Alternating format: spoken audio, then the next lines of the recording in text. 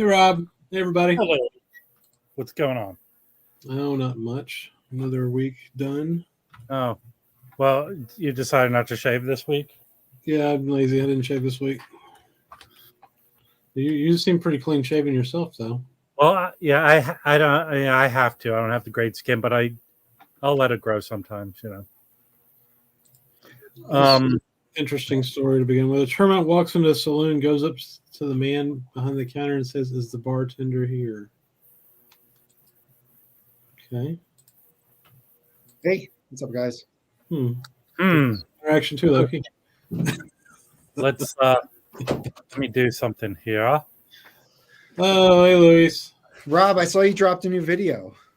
Oh yeah, go check it out. What is it? The Boomer Scalper's back with a vengeance. Check it out in about 6 hours after the stream's over. Very nice.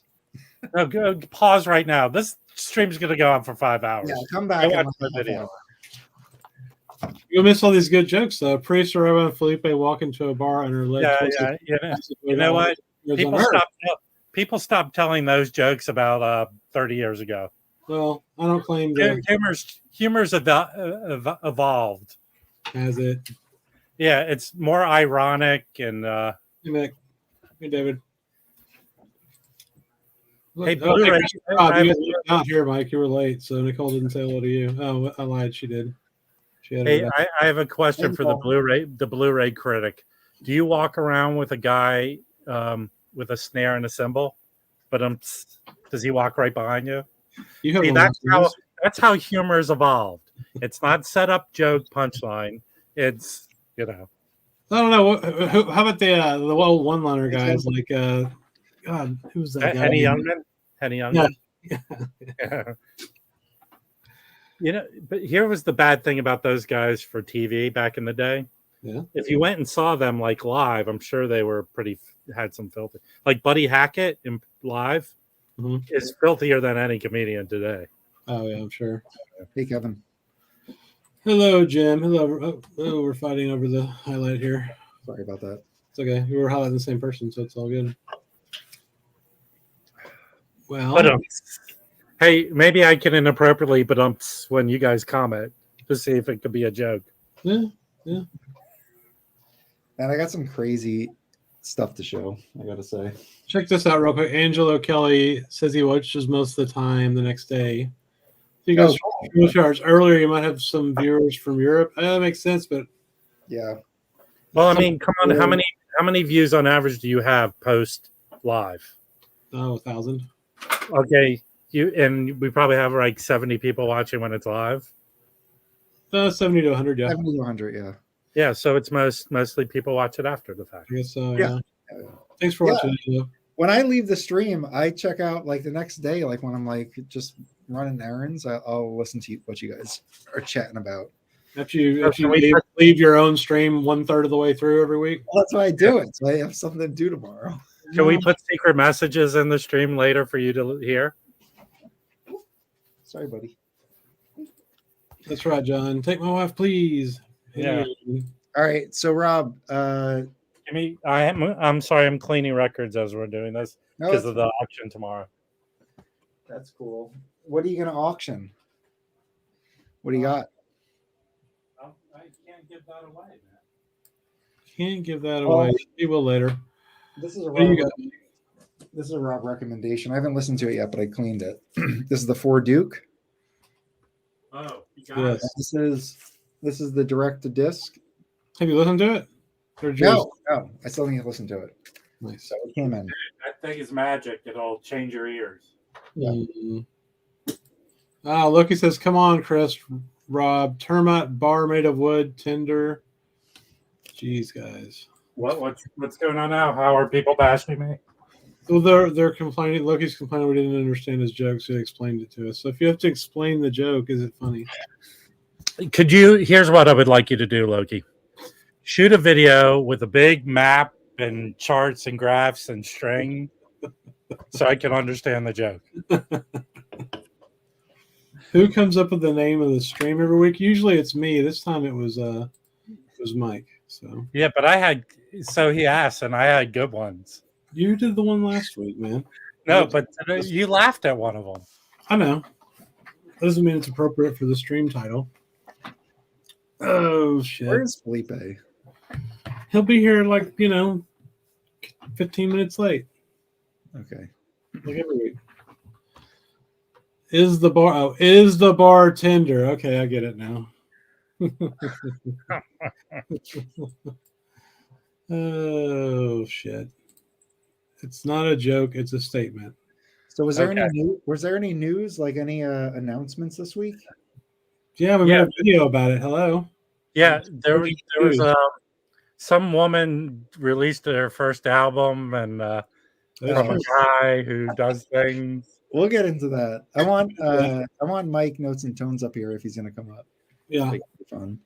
But yeah, I'm gonna break. So I got. Let me show everybody. Where is it? Okay, I got the elusive Kristen Edkins.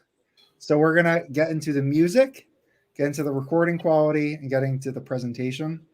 And I'll give my thoughts on it, and I'll do it quick. But yeah, it sounds like a review video. That should be a separate video. well, this will be it. Hey, MD, if you want to see a wax kind of day, go watch my latest video after this stream is over. How's that? Oh, nice. And Felipe is getting it in too, so we might do like a joint video later. But I'll give you a preview, generally like first impressions of it. You're gonna start the joint and then do the review. Edibles, then the review. I found a kick-ass record today. Let's see it. Other than what my video is about. Okay. Green, am I blue? Nice. So I had always heard. So this is an '80s reissue, and I had heard. Have you guys ever heard of Applause? Yes. That was that record, that company that you had those English pressings from, or is that something else? No, I think they were around in the early '80s, and I only think they put out 30 records total. They did a handful of Blue Notes. Yeah. The one you always see is a Sonny Rollins, New York's Time. I think that's the one they do. I always see that one, and I had, from my reading, people say they're not the best pressings. Well, I never see. I mean, I think I've seen an OG of this, which goes for $1 billion. Where did you read that? Was it the Hoffman forums? No, I think just learning and reading. Putting things together, and asking around. But there's a scuff on one side. It was $14. I looked it up. This thing goes for more than, it goes 25 minimum. And the guy behind the counter goes, "No, I have some Applause. They sound good." Dude, this record sounds great. Nice. So, what's the label look like? It's a Applause label. It's not a Blue Note. So is it a bootleg, or is it authorized? No. These are legit reissues. People in the Peanut Gallery, I'm dropping a link to the Discogs. I think this is the pressing here. Yeah, they're legit. Starting at $25. Nice. Yeah, I think they're like maybe 5 Blue Notes they did. Yeah. I could be wrong, but I think they didn't do.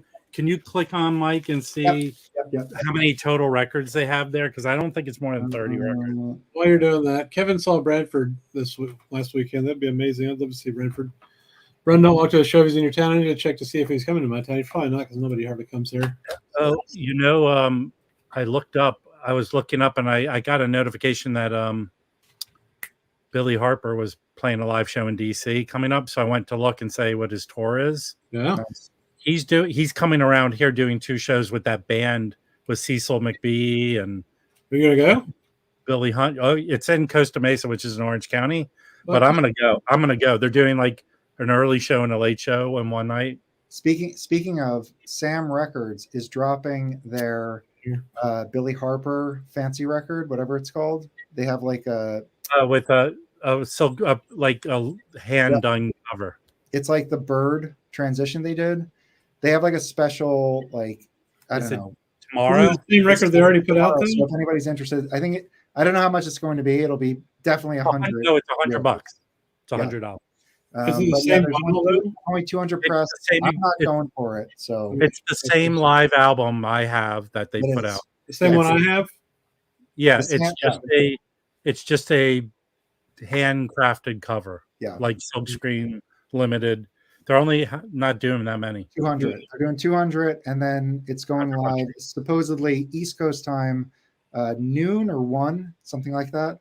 Tomorrow. So, yeah, if you guys want to try to grab it, and the Donald Byrd goes for like over $1,000 now. So, Is it their attempt to compete with well, the thing is, the Donald Byrd I would want, because like I don't want this this Harper one. Like, it sounds good. I listened to it, but no, it's transition. Great. I mean, it's amazing, but the other one they didn't put out twice. yeah, but and it's transition, which nobody has basically reissued transition ever. Yeah. Well, the thing about that Billy Harper Except live Classic Records did. Classic Records did Doug Watkins. Quit interrupting. It's just 2 songs. Yeah. On one on each side. So although it's an awesome album and it's really well made, you're only, you kind of feel like maybe because they put out that Nathan Davis live as 3 discs, Yeah. I feel like it's more collectible, honestly, because they've already released it, right? Yeah. So, but anyway, it's cool. I mean, if you're interested in it, it's going to be up tomorrow. You probably could get it if you really want it. They have that other album that they're only selling through the website. They're not going to send it out to retailers. Felipe, yeah. Felipe and I are getting that. Are you ordering it together? Yeah, we did it with somebody else. Did you want have you ordered it yet? We ordered 3. We already got it. Yeah. Well, I mean, it's already been. I would have next time. I'll reach out if okay. Because the thing is, if you get it from Sam, you got to pay shipping. But when you split it with a bunch of people, it's not that bad. But they just send it to one of you, and then you'll have to send. We do media now. Yeah. Well, first of all, he's not giving it to any. Like, you have to get it from Sam. It says. So if you want it, you just kind of. Yeah, no choice then. That's fair. Yeah. Have you listened? Did you stream it? It sounds good. I streamed what they like promoted. I like it. It's like, it's straight ahead. It sounds good. Does it sound better than the Kirsten Atkins record? We'll see. Hey, I'd rather get the Barney Weiland, which they sold out of on the site. But here's what I wonder. Oh, I got they that. sold out on the site, but do they have an allotment that they send to their retailers? Like, they'll probably repress it. Honestly, he represses a lot of their stuff. Yeah, I understand, but I'm a big Barney Weiland guy. So does anybody have this Donald Byrd? Did anybody get this Donald Byrd? I didn't pick those up. Yeah, we got it. Yeah. Did you listen to it? The Sam? No, the Donald Byrd Live with a Half Note that I was talking about. Oh, I have a second press. I haven't got that one yet. Yeah, that's an amazing record. I mean, everybody should get it. I'm interested in it as long as that's your standard line about every record, Felipe. Tell us what you think about the Kristen. That's true. Tell us what you think about the Kristen Atkins record. Then he doesn't have it yet. I haven't got that one yet. Okay. Don't ever say this again, Baggy. You can come on screen and get out of the peanut gallery. The peanut gallery never has too many people in it, though. We need more people in the peanut gallery for sure. Oh man. Here's a good question. As is Dead 15 showed up in my shop today. Anybody listen? I haven't listened to it. Who's on that one? I don't know, but I've got two of them now. I'm gonna collect all those. I think because it'll be fun. Well, the one with Garrett Serato I've streamed that a lot, and that's a good one. Is it out yet? Though it's not out yet, is it? No. Eventually it's out. I think CD is out. So this is a Donald Byrd. Yes. Pepper Adams. Oh yeah. It's really really good. That's your early one? Yeah, that's the second press. It has everything except the deep groove and the peak. But it's RPG, everything. Let's see that cover. Yeah, that's the one that just came out today, right? Yes. This is a Can I really just good say, one. Pepper Adams is always going to make a record better, right? Pepper Adams is the shit, man. It's like crazy, like the records he shows up on. Yeah, and all of them are good. So you want another one of Pepper Adams? This one will not be a Tom Poet, but hopefully a classic series eventually. Let's rub this in a little bit for everyone. This is my favorite. This is my favorite Donald Byrd record. Yeah. That's the one Mazzy was selling. Yep, I bid on it. I was the first bid on that. I think he was selling a New York pressing, right? As we talked here the other day. I don't know. I think it was a New York pressing. So it's Donald Byrd, Pepper Adams, and then who's the release? Herbie, Butch Warrens and Billy Higgins. Just that. Yeah. Hey, can you do me a favor and hold that next to your head and tell a young Donald Byrd that he should not do funk albums in the 70s? Wait, dude, do the funk albums. They're great. Rob's just dumb because he doesn't like them for some reason. I don't Hey, like the ones with singing. Okay, I'm with that. If there's a bunch of singing, I'm not really I interested. like it. And I like Ethiopia too, Chris. I love it. Who hey, doesn't like can I show? nuts? Come on. I had a like killer haul at Record Safari the other day about like 30 albums because they put out a bunch of like some VG, but all these jazz albums for $3. All right, let's see it. This I don't really have a lot of Max Roach. I mean, I have some. This is an excellent album. Who's on it? Who's on it? But I mean, I don't feel like a lot I listen to displays his drumming. This, obviously, it's called Drums Unlimited. So on here is James Spaulding. Okay, Pepper Adams makes the record better, but Pepper Adams is a leader. Yes, I don't know of a James Spaulding record that he's a leader. Is there one? I have no idea. I'm not sure. Yeah. Freddie Hubbard, James Spaulding, Freddie Hubbard, Ronnie Matthews, Jamie Merritt, and Roland Alexander. Nice mix there. Cool. That's Cool. pretty cool. And then $3. $3 for the nice OG stereo there. Huh? All right. So as leader, yeah, he had about like 10 records as leader. When? So this earliest one was 67 on Storyville. Then he went to the next one was 88 on Muse. He had 4 Muse records, a high note, a speed tones, and a Marge. So he's on a lot of sidemen stuff. Richard Davis, Louis Armstrong, Freddie Hubbard, Bobby Hutcherson, Hank Mobley, Lee Morgan, Duke Pearson, etc. Max Roach, Woody Shaw, Wayne Shorter. Okay, this is in your face, Felipe. This $3, $3. We didn't even see it because I forgot to make you big. There we go. Look at that. Isn't that beautiful? Crazy. It's crazy. Nice. That's a great one, yeah. New York Yeah. RVG in the Dead Wax, not Van Gelder. So, like beginnings. Nice. This was $3. That's very nice. And That's very nice. it cleaned up beautifully. It's loud and punchy like these OG Blue Notes are. Mm-hmm. If you find one and like it looks like it's G, get it. You know, Yes. Yeah. it'll clean up well. So, this was in the dollar bin. $1. Oh yeah. And all the displays with a little noise, you can't find this. There's only one for sale on Discogs.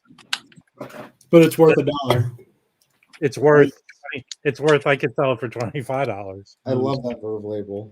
Yeah. So who's playing with him on that, Rob? Who rounds that? Jim Paul and Ray Brown. Oh yeah. That's great. Yeah. It's two of the best players of all time with him. They're pretty insane. That's crazy, dude. Oh, that's a good one. There's so many records. So fucking great. Yeah. I got you. This was $5, but look at the lineup. No, yeah. Hey, Chris, bro. It's amazing. I got this. Check this out. Oh, Hey, you want to cut me off? Let me just tell you that there's a Van Gelder in the Dead Wax. all right. No. Hey, Joe.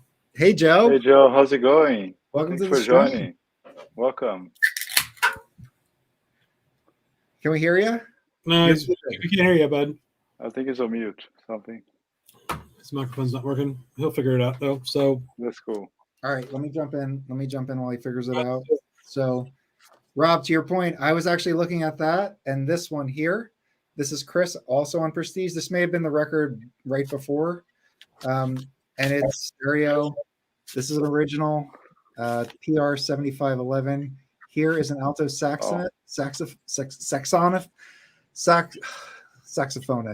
Oh Whatever. God! good God Almighty, what is happening? Well, do some people say saxophonist? No one ever said that in the history. All right, so here's an alto saxophonist Whatever. who consummate artistry approaches perfection. Awesome. So anyway, this is great. It's got Walter Davis piano, Paul Chambers bass, and Alan Dawson drums. Yeah, that's almost nice. the same lineup. This is awesome. Yeah. Look at I that. would say though, this is good. He's really in the like funky blues vein though. Like I could hear it in this, and I feel like this is his earliest stuff, and his later stuff even gets more like that. So I'm not a huge fan, but I do like this record. You should send it to me then if you don't like it. No, I do like this record. It's a good one. I'm trying to hang on. There's breaking news here. If this is true, Esposito said he was going to show his OJC collection here. That would be amazing if Mike showed up to our stream. That'd be great, yes. He's probably working right now until they close the store, maybe in a couple hours. Yeah, we should summon him. All right, what do you got? All right. Okay, this was $3. This is kind of mint, except there's a little bubble in between songs on one side. I haven't tried playing it yet. So it's not mint, basically? But the little, I don't know if it'll make it skip or it'll just bump over it. But it won't do anything. It's not in the grooves. It's in between a song. Nice. But this was, I mean, $3. Crazy. That's weird, right? Though I've had records with bubbles on, you can't hear anything. You're just like, how is that possible? Yeah. It doesn't hop. Yep. Well, I don't know. Joe, if you come back with your camera on and you get your mic figured out, we'll add you back to the stream. Yep. Yeah. I did post that. I don't know what I did with the very Saxy. That is, I don't have many OG original Prestiges. Yeah. It cleaned up really nice. It's so loud. Oh yeah. And OG Prestiges are great. I'll find it in between the night. I'll find it. But how this, sexy is it though, Rob? How sexy is it? I took off my pants listening to it. So Okay, that's fair. Yes. But this record, yeah, that's a cool record. Are you excited? And it's in really good shape. It was $8, and this thing goes for much more. Yeah, that's an expensive one. That's like a $40 record, right? Yeah. Herbie. That's it. Nice. Joe's back. Sorry, guys. Hey Joe. Hey, welcome, Joe. All right, how's it going? Thanks for coming. Welcome. Yeah, thanks. I've been watching the streams for like a month or two, Nice. I've always like seen the streams, but I've never been able to join, and decided to hop on tonight. So Awesome. Welcome. Thank you so much for coming. I love your channel. No, we're big fans. I definitely want to visit the Bop Shop after watching your channel. Look at this. It's Joe, an actual star guest on the Jazz Bombs. Who's that Yeah. star guest, man? Thank you. All right. All right. What else did you get, Rob? Yeah. Oh, let's see. This is a better copy than the one I have. Yeah. If you, I think there's a famous Yusuf Lateef live at Pips. Mhm. That's a great live, but Oh this yeah, is that's the Impulse, right? Pepe's or something. Yeah, but Yep. this is a later one. It's a double album. It's really good. Nice. So if you ever see this one live at the Key Corner, No, I haven't seen it. I would pick it up. Kiss Tone, and yeah. this is not that. This is probably how much it goes for $8. Oh, shit. So What label's that on?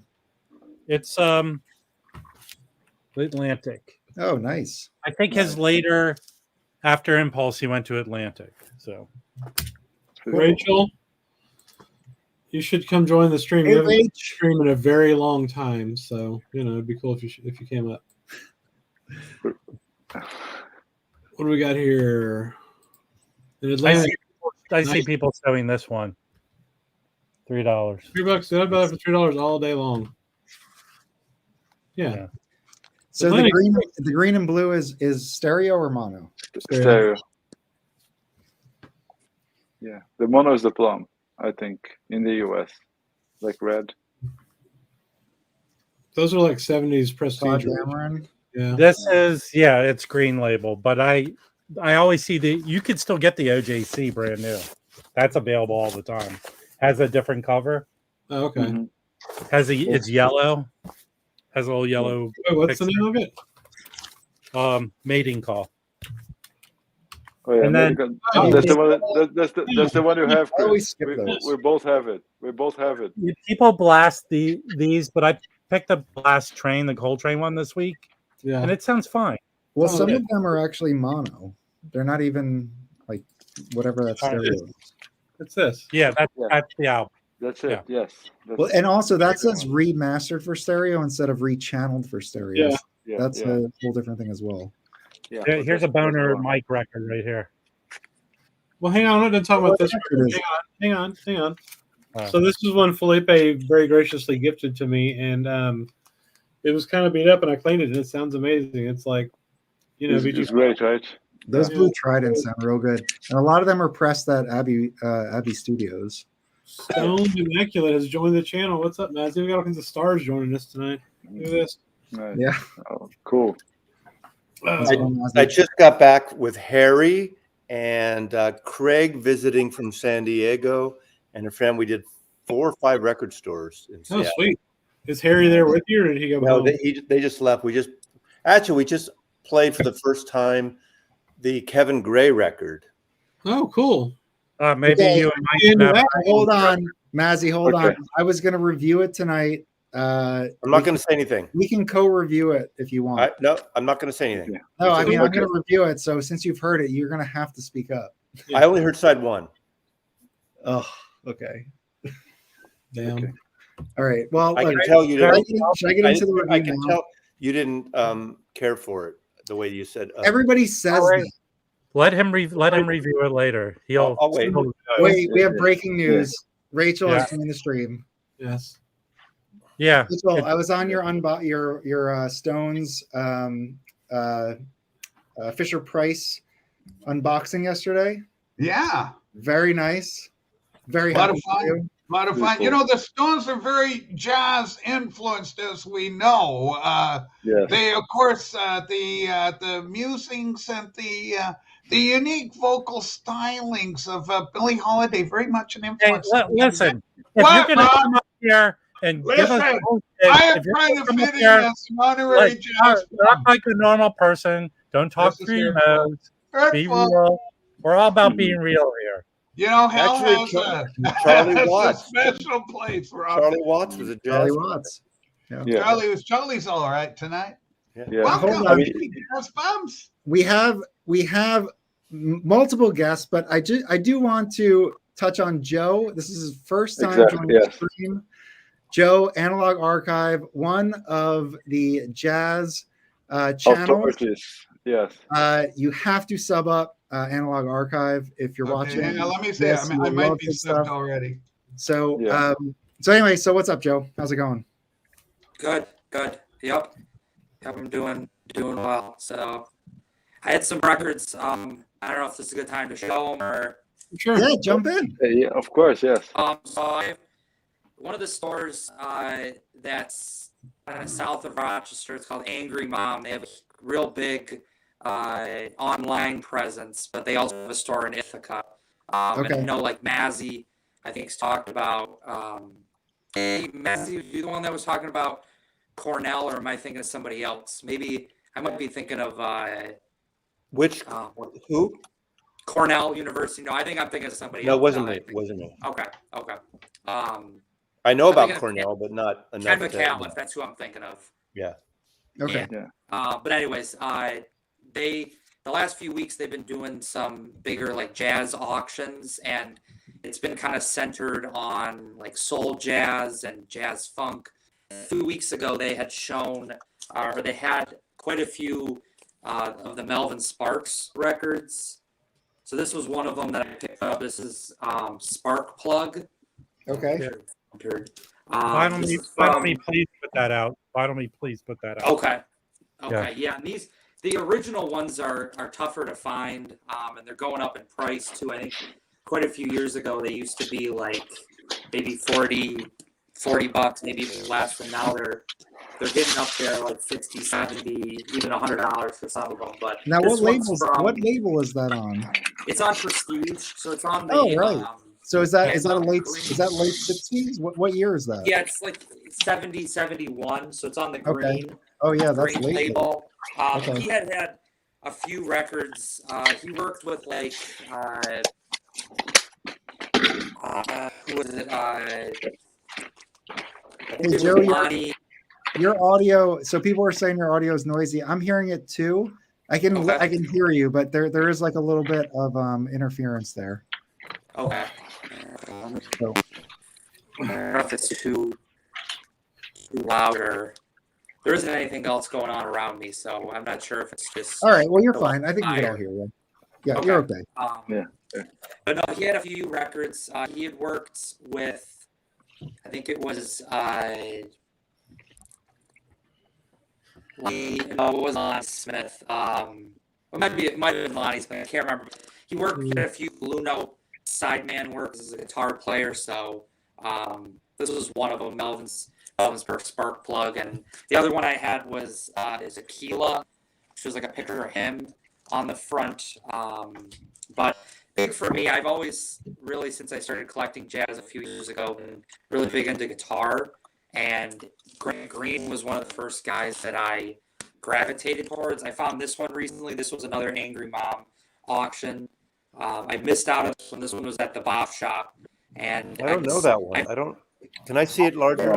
Yeah, I mean, I'm an old man. I don't know that record. I see that occasionally, but I don't. Yeah, I think that's It's like the awesome. only record he did for Verve. I don't think he did yes, another one. yep. Yeah, this is his only Yeah. one for Verve. It was right after he left. That's Blue so Note. nice. It was, and I just played this one today. It was really nice condition. Great work. Larry Young is on it. He had a few records. Does Larry Young play piano or is he playing the organ? He's playing he's playing the organ. Yeah, Larry Young. Is that like 64 to 66 ish, or what? Do you know? Yes, I think it was. I think I looked. It was like 65. So it was right after he right in the middle. Okay. Yep. That's cool. Yes, he left Blue Note and then he did this one, and then I think he had Iron City that came out in. Oh yeah, that was on either Cobblestone or Timeless or Muse. Yep. It was that 65 year when people used to hang around at beaches with their guitar cases. That's why I knew. So. Okay. Yeah. Yep. No, I don't know. This one, this was a great one. If you like soul jazz, it's really centered on him on the guitar, and then Larry Young on the organ, and two tracks that have Harold Vick playing the tenor sax, and then he's on the flute on one of the tracks. So another, great guy, great saxophone player. Didn't get a lot of, he had some work, I think 60s and in the 70s. Obviously, he was on Blue Note. Did a few sessions, but this was a great one. So if you do see it, this one still is relatively reasonably priced. Now, what songs are they doing on that, Joe? Are they standards or are they originals? So they're Willow, Weep for Me, Cantaloupe Woman. Those were the big ones. He has one original. It's called the Selma March, which was the opening track, and then the rest of them are, I think, just kind of like, kind of standard of the time type thing. Willow, Weep for Me being obviously a big one. So. Yeah. But Well, I'll tell you, if he's doing like a Selma song and then doing Willow Weep for Me, that's like intense stuff there. On a show record. Yeah. All right, what do you got, Chris? Hang on. So this one I got about 3 months ago, but I never listened to it. I finally did. So it's called Free for All. It's got Phil Woods, Tommy Flanagan. Hang on, let me do what Mazzy showed me last week. Look at that. It's much better. Oh yeah, you have to. Yeah, there you go. What did I show you? Look, I'm doing it right. I'm doing it. Well, yeah, but okay, you got a little too much frame above your head. Yeah. You tilt your camera down a little bit. And your eyes are kind of sleepy, like you're high. And also, after you show it, you have to do a Maslowian flip. Yeah, the Maslowian flip. Hey, could you squint more, please? You guys, man, listen about this record, okay? Phil Woods, Tommy Flanagan, Red Mitchell. It's three, legends. Somebody wrote me a sweet note on the back. It's really good, and you should buy it. All right, there you go. Could you sell it less? A satisfied customer. Hey man, Mike, Notes and Tones Mike already bought a copy of this on Discogs, so now Don't bring him into your despair. I've been watching Mike's videos for a few years. I don't comment, but I know his videos. Hold on. He's got a steady presentation. He does it right. He's not a flim flam man like the rest of you guys. Now hold on. So I recently saw Rachel had a morning stream titled Cheap Jazz, Now I was unable to really listen in except for a little bit. But was there any It was so good. It was all about jazz. Yes. No, it wasn't. Yeah, it was. And Rob was there Like, waxing. he's He's never- like, you did so good with your jazz. He's never face." Well, I'm like, sarcastic "Yeah." with their titles. Here's a question related to this. I think. Are you going to refund me for your fake Amazon Tone Poet scam? Oh, So in so- your face, so- whoever said that. That's hurtful from Chris. That is Ouch. hurt. well, we all got scammed. We thought it was a good thing to share with everybody. Yeah. No, there is an exception. Felipe. Yeah, there is. Mike, do you want to talk? Let's talk about this exception. So we all got all of our money refunded, right? All of us. Yeah, all refunded. Credit card is not charged. Is all refunded to the credit card. Yeah. Yeah. But check this. Oh, my dog's barking. Give me a second here. Oh yeah, let the dog. To kind of ruin the flow of the Okay, I'm sorry. Well, he was barking. What am I going to do? He's All right, always so quickly. barking. So we will be so we got notified through whatever that app is that there was a bunch of price drops on Tone Poets and other records. We start putting orders in and we're like, this is like an amazing deal. Let's go live and let everybody know that, these are the prices. So we did that. And then Michael Poetry, who is the only rational person, actually looked at who was selling these records. It was this one. Chris's wife did. Chris's wife did too. Okay. So anyway, it was this one seller who dropped them all. We started two same passions. or this organization up, and it seemed like they had terrible reviews. So we basically, looked like fools. It was honestly really embarrassing. And that was it. Wait, you look like fools, not us. We ordered it, and if it wasn't for you, no one would know. We ordered those records. We got our money back with Amazon. That's what I mean. We looked. You can't lose on Amazon. Yeah, you can't. Yeah. Mike, But it you was always look embarrassing. like Honestly, we So- all just felt dumb, and it was embarrassing. But that said, the next few days they were all refunded on my account, Chris's account, Rob's account, Felipe's. Everybody got refunded. However, yesterday I got some packages in, and I'm going through them. The last one I open up, and it's Blue Mitchell Tone Poet. I'm like, what? I'm like, I didn't order this, but I did order it. Do you have the from address there? Of course I do. I saved it. And the from address is from Damien X. That's your address, dude. Take it off. Oh, whatever. It doesn't matter. You idiot. Oh, you're done now. Yeah. You're done now. You're going to get hey, you're You're going to get more packages, just not with anything. All right. What do you Anyway, call those? The send me saltpeter with the poo records. and it blows up on your board. Mike, It's horrible. before I got the refund on Wednesday, but Yeah. Sunday night, which is weird, I got a shipping notice too. for the two records. Yeah, I we all ordered. did. We all did. So No. Mike is the only one who got a free record. He actually sent me this. We Tone don't know Poet. yet. We don't know yet. I It's mean, been ice over here all week. How can we get when it did you right? get The that? next few days, When but, did like, but I was refunded for every. When did that arrive? So this Yesterday? arrived yesterday from So- Missouri, and this organization is down in South Florida. So Okay, so we still have chance on the West Coast to get things, maybe. Okay. And I got nothing to do with this. No. so Basically, Florida man. You know the whole thing about Florida man. It is a Florida man. Yeah. From Missouri, apparently. I wonder if Missouri's close to Kansas. I wonder if Chatty Cakes is involved in this whole thing. Right. So, Mike, what else did you get today? me? Oh well, I got a very special record in today. Okay, we'll show it. From Felipe from where in California is it, Felipe? Oxnard. Nice and cool. Oxnard. Oxnard. What a great name. That's right, Phil. That's Southern Cal. That's in That's Wacker's where territory. RTI is right near there. And that's Now, where hold on, Rob. Is Oxnard anywhere near Muscle Beach where you are? No, No, That's it's where about an the hour. An hour north. it's that's where the Yeah. small fire pressing plant is going to be. If you eat a strawberry in Yes. the wintertime, it might come from Oxnard. Okay. Have you ever gone to Carlsbad and Legoland, Rob?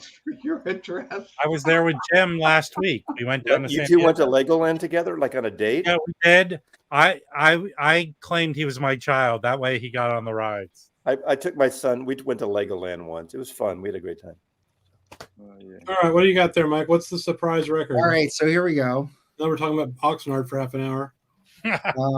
Okay, hold on one second here. Here. Okay. Yeah, So I this- got it. I'm the controller of the buttons. Come on, man. All right, this So, I'm so very happy Mike has with. finally joined the dark side. So this is a Music Matters 33 SRX test pressing of Nice. Lou Donaldson's Blues Walk. Oh, nice. This is I feel like kind of a cool collectible, but also a great record because it is a mono pressing, and the mono is supposed to sound exceptional. So much that Joe Harley passed on the stereo, and we all know Joe Harley is deferential to stereo pressings, but he did the mono here. So got the mono SRX test pressing. So it's probably an early stamper, but regardless of that, I'm sure it's going to sound great. What color is it?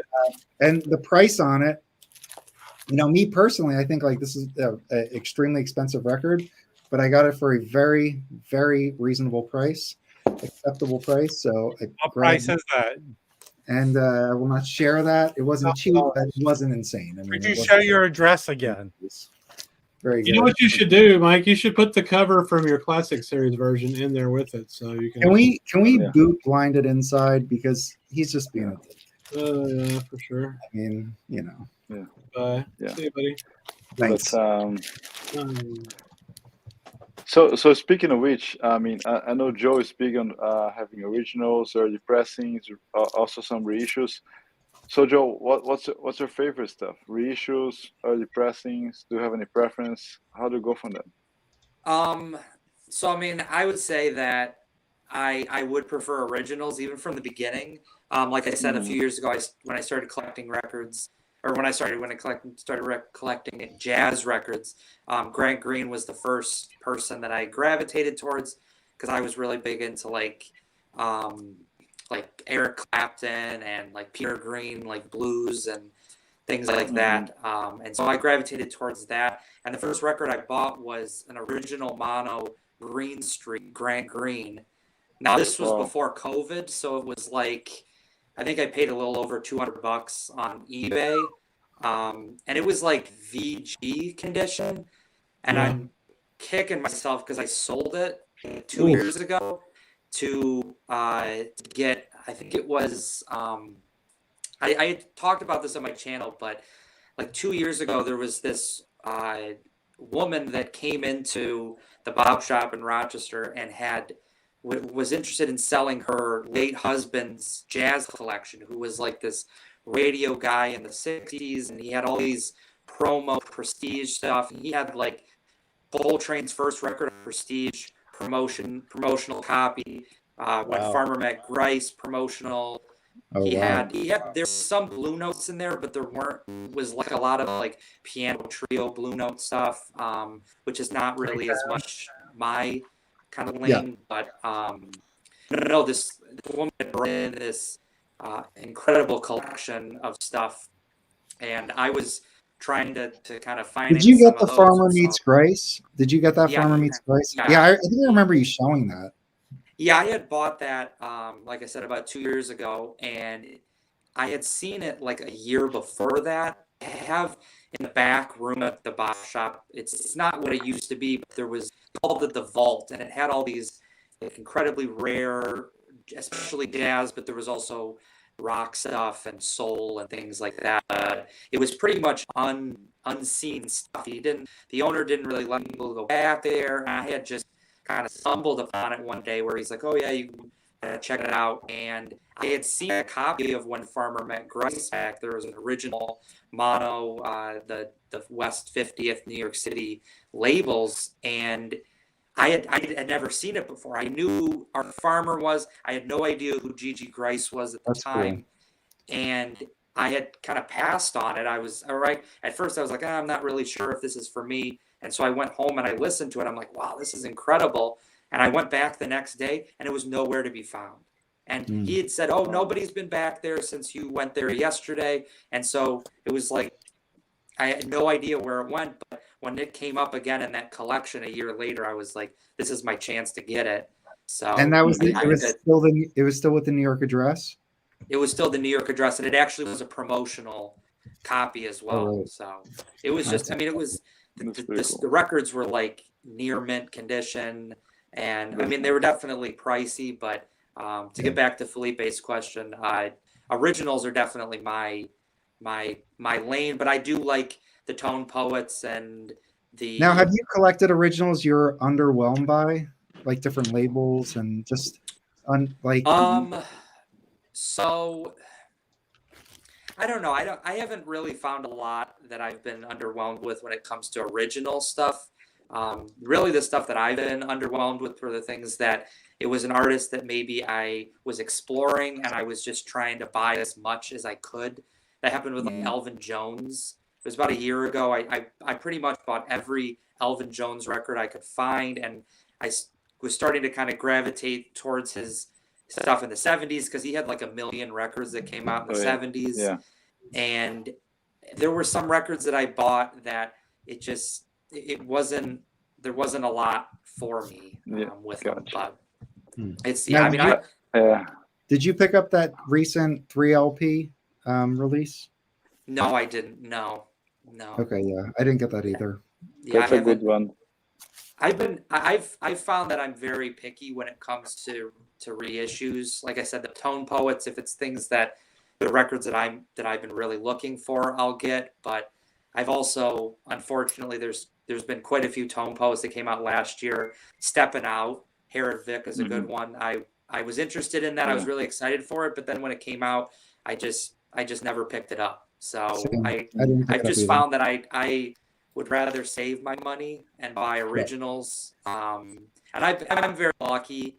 I know that I talk a lot about the Bop Shop, and sometimes I talk too much about them. And I've told the owners there that I feel that whatever. It's where you're getting records. I mean, it is. Yeah, what it is. I feel like I benefited their business though, because they had this huge Blue Note collection. They came out like 2 years ago, and there were people that were coming out of the woodwork that were like out by like where like Mazzy is. I mean, there were people that I followed on Instagram that were like, "Hey, do you have a copy of this? Do you have a copy of this?" And they just, it seemed like there was no way that they would have known about the Bop Shop if I hadn't and every single Instagram post said, "Oh, thanks to the Bop Shop for this great record," and things like that. Yeah. So it's, was that a good thing or bad thing that they know about him? So Gigi Grice, I mean, a secret that you it's good and bad. Yeah. You want to let your secrets out to tell people, but then you think, well, wait a second, they're my secret. I know both sides of that. Yeah. I mean, that's a good point, Mazzy, because when I first started kind of collecting records like about 5-6 years ago, and I was still living in Rochester at the time, I stumbled upon the Bop Shop by just typing in like record stores Rochester, New York, and I came across this store that's in this kind of like strip mall plaza, very kind of unassuming location, and I went in there, and it was, I mean, I wasn't into jazz at the time, so I couldn't really speak for that, but it was like just this haven for incredible records that were in really great condition. And I mean, again, this was before COVID, but a lot has changed with the shop since COVID. But right, it's one of those things where like you can keep it to yourself, and that's great. But I'd also, if there's people that have commented on my videos saying, "Oh, I live in Western New York, or I live in New York City, but I come to Rochester once a year to visit family or something," and they found the Bop Shop because of that. So it is good. I don't mind. That's like sharing that store I went to a couple of times, Tunnel Records in San Francisco, out by the beach, and I went in there. I just loved the store. It had a good vibe. It was a good size, well curated, and the guy was like the great nephew or something of Orrin Keepnews, and he had a lot of Orrin Keepnews collection of promos from Fantasy, Prestige. I mean, some later stuff, but some earlier stuff. He got not the whole collection, but he got a bulk of that collection. And I think I was in Amoeba one day, but I didn't even know about the store. I was buying on Amoeba and Hate, and I bought like 3 jazz records. And the guy says, "You like jazz?" I said, "Yeah." He goes, "Do you know Tunnel Records?" And I said, "No." He goes, "You got to check this place out in the beach." And I had never heard of it. It was fairly new. And it turned out the guy who worked at Amoeba also worked a couple of days at this place, Tunnel. And I showed it, like I bought a T-shirt and I showed it, and the guy like sent me a sweatshirt and a T-shirt and said, "Oh, all these people have been coming in, say Mazzy sent me." So it was kind of cool It's very cool. that's fine. I mean, I go there once, like twice a year, so I thought it was cool. Yeah. Yeah, I have a piece of advice for Joe. So when you talk about this record store, just call it the Robert Shop. Okay. The Robert Shop. Yeah. Yeah. Oh, Yeah. somebody Man, asked, that went over like a lead balloon, didn't it? somebody asked about Mike. Mike said a That jazz was like a show tonight, Mazzy right? joke. That was like a magic joke. What? Don't blame me for bad jokes, please. I have better timing than Rob. That's the thing. Yeah. You showed up at the wrong time. That's what happened. That's right. Mazzy, Someone asked about Mike. Isn't Mike at a jazz concert tonight or something? oh, he might be. Probably so. Not I sure. think he's in. Yeah, I mean, he still lives in New York, where actually jazz musicians can make a living somewhat. So Yes. Yeah. Now, Mazzy, did you have a chance to spin that Ascension to hear how it sounds? The Coltrane that you picked up? no. So, you see? Yeah. I've Yeah, had it's a special like, record. The last couple of weeks, I've had a plethora, a shitload of records come in, and except for the assholes that say, "How do you need those records? How do you listen?" I actually listen to a lot of music, but between that and the fake sale I did last weekend and everything, I've just been kind of swamped and work stuff, So Yeah. I haven't. Messi, know the did you get music. did you get the Candid records? I know Candid records. I know the music of Ascension. I have it on compact disc, but I haven't heard that copy yet. I did clean it in the humming dinger. Yeah, Now, yeah. are you using that to clean new records as well now? I have not cleaned any new records, and I know people say, "Mazzy, you should clean new records," but the truth is, I have so many old records to clean. Why would I start with the new ones, right? Well, maybe just as an experiment to try one, just to see what it's like. Well, here's Yeah. what I do. If it sounds kind of shitty when you get it and it's new, then watch it. If it sounds Exactly, good, bingo. If I have an issue with a new record, then I will put it in there. But Rach, Yeah. are you going to clean every Stones record in that box? I heard I cleaned you every said- one but 3. Full disclosure. now, And, question: I've been reading that a lot of people. Which album is it? One of the albums. A lot of people have Dishwarp. Number 2, Stones number 2. No, I passed through it. I played every it record in okay. the Bill Evans box set. What? Oh. Yeah, Top you by got 5. a good But set, Stones Rach. number 2, there's a bunch of people have a little Yeah. dishing on No, that. I one. dodged a bullet. No problems Perfect, yet. perfect. I Have you played listened to any of the through record 5 breaks? of them. And Chris, parenthesis, I got my Bill Evans box completed finally. That's good. That's very Chris, good. did you get your replacements? I just didn't give a shit. They all sound fine. Oh. They're just a little warped. I don't give a fuck anymore. Well, we Oh, should all dive Loki. into them. Don't feel sorry for my stylist. It's fine. They're not like tacos or anything. Come on. Joe, did you pick up the Riverside Bill Evans Analog Productions box? Were you tempted like to? the $900 one. Yeah. Yeah, no, I have no. I'm not, like I said, I'm not a huge piano Trio. person. I don't know what it is. I want to kind of explore Bill Evans' Riverside stuff because I mean there are times that I would like to kind of relax, listen to something more melodic and slow, but I've just never. I don't know. That's not. Yeah. Can I I? think that was I want to for show me. this record because this is like a kumbaya. It's one of my favorite kumbaya massage I got him, Chris. Oh, ambient records. The original. I have an original. Story time. Yeah, I have an original Epic, but it's a later. I bought it used because my original I traded away stupidly way back. You know Paul Horn inside, in the Taj Mahal. Yeah, I have it. Yes. Yeah, he plays the flute in the Taj Mahal. Is that the RCA one? Is that A guy with RCA? a Nagra came in. It's on Epic Records. Epic. Yeah. 1968. It's just a beautiful. It's this flute echoing in the Taj Mahal and everything. And my copy is a little noisy. And I found this record. This is the wrong cover. They changed the cover, but it's like a European. Can you horribly show it right now?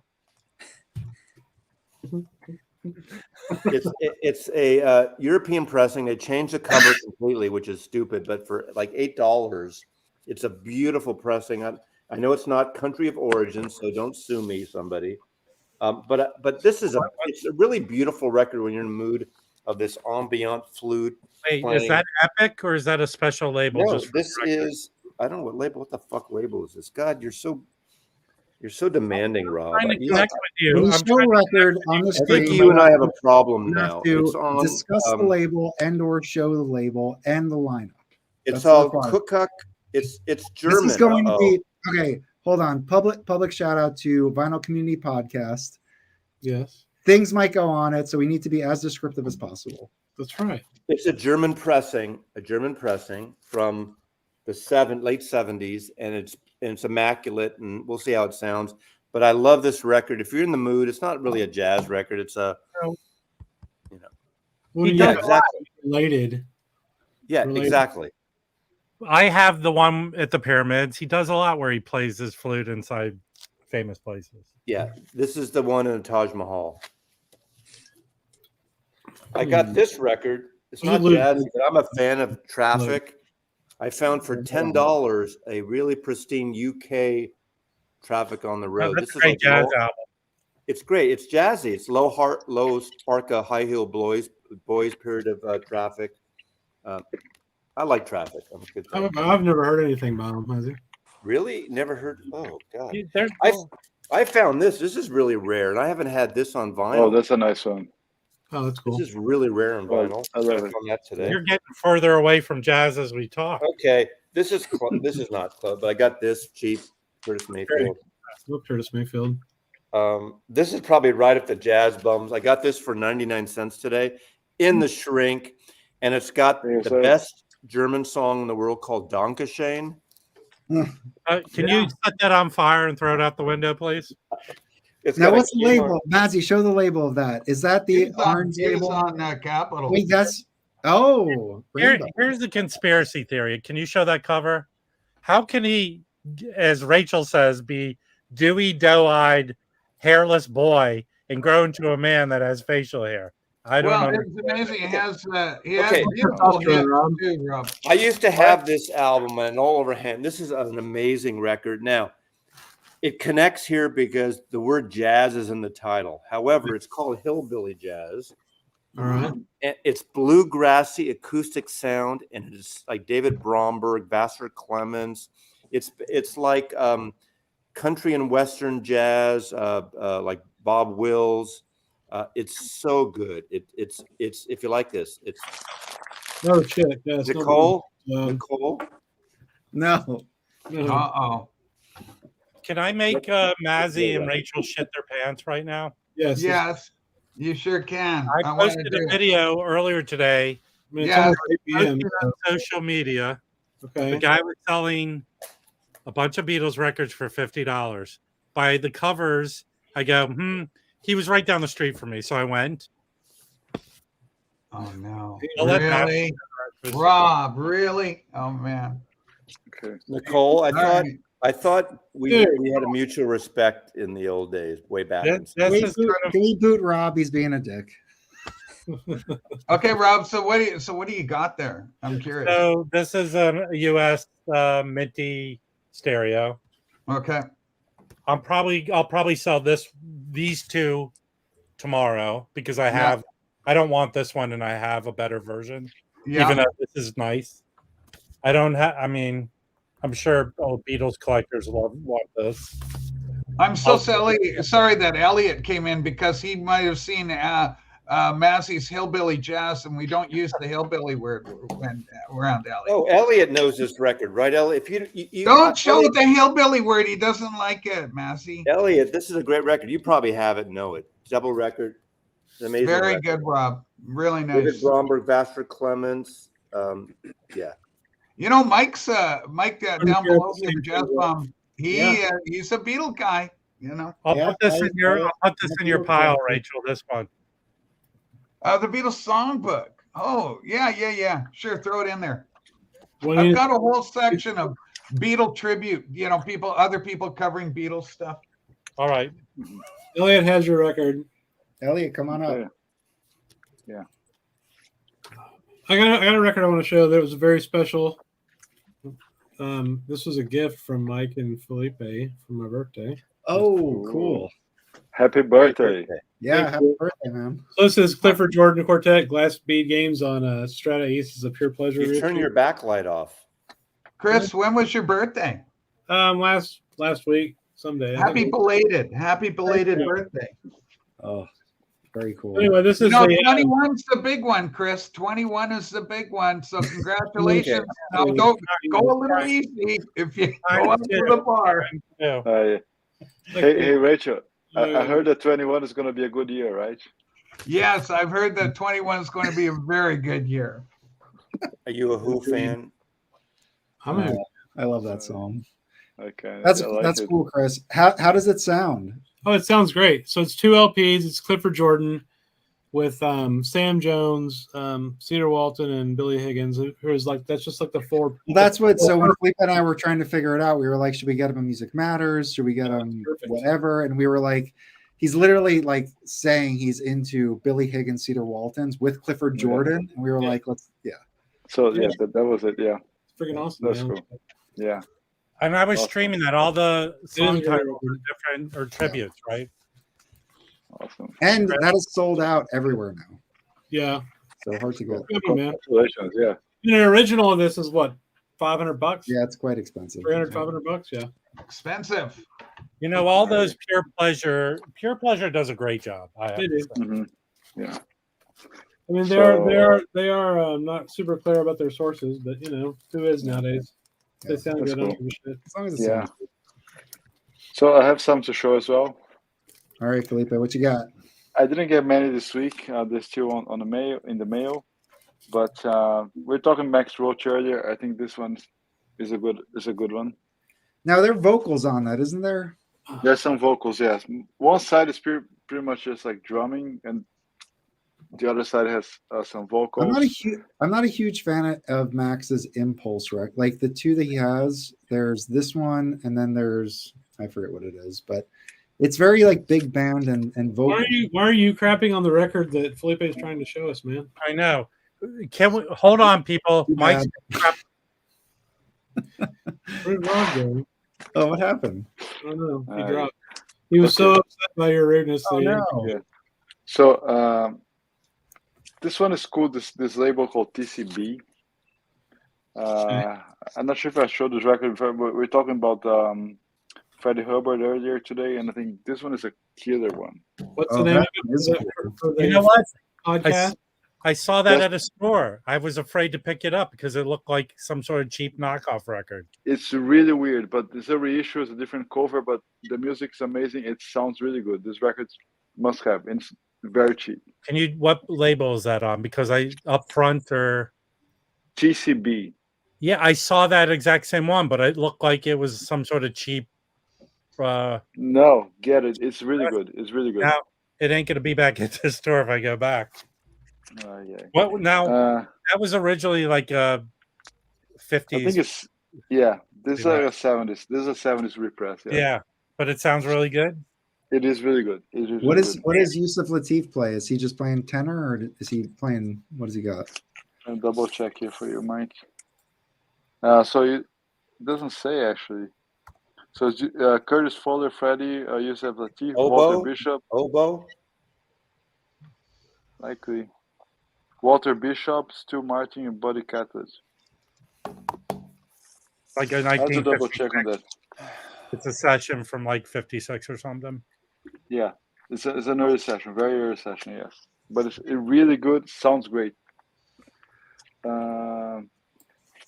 And some stuff that I picked last Saturday after the streaming. Another Jimmy Jeffrey, right? Jimmy Jeffrey is the new. That's the Atlantic original. Yeah, I want to find. It's hard to find that one. Yeah. It's really good. Didn't pay much, and it's good for before going to bed. You're gonna sleep really well.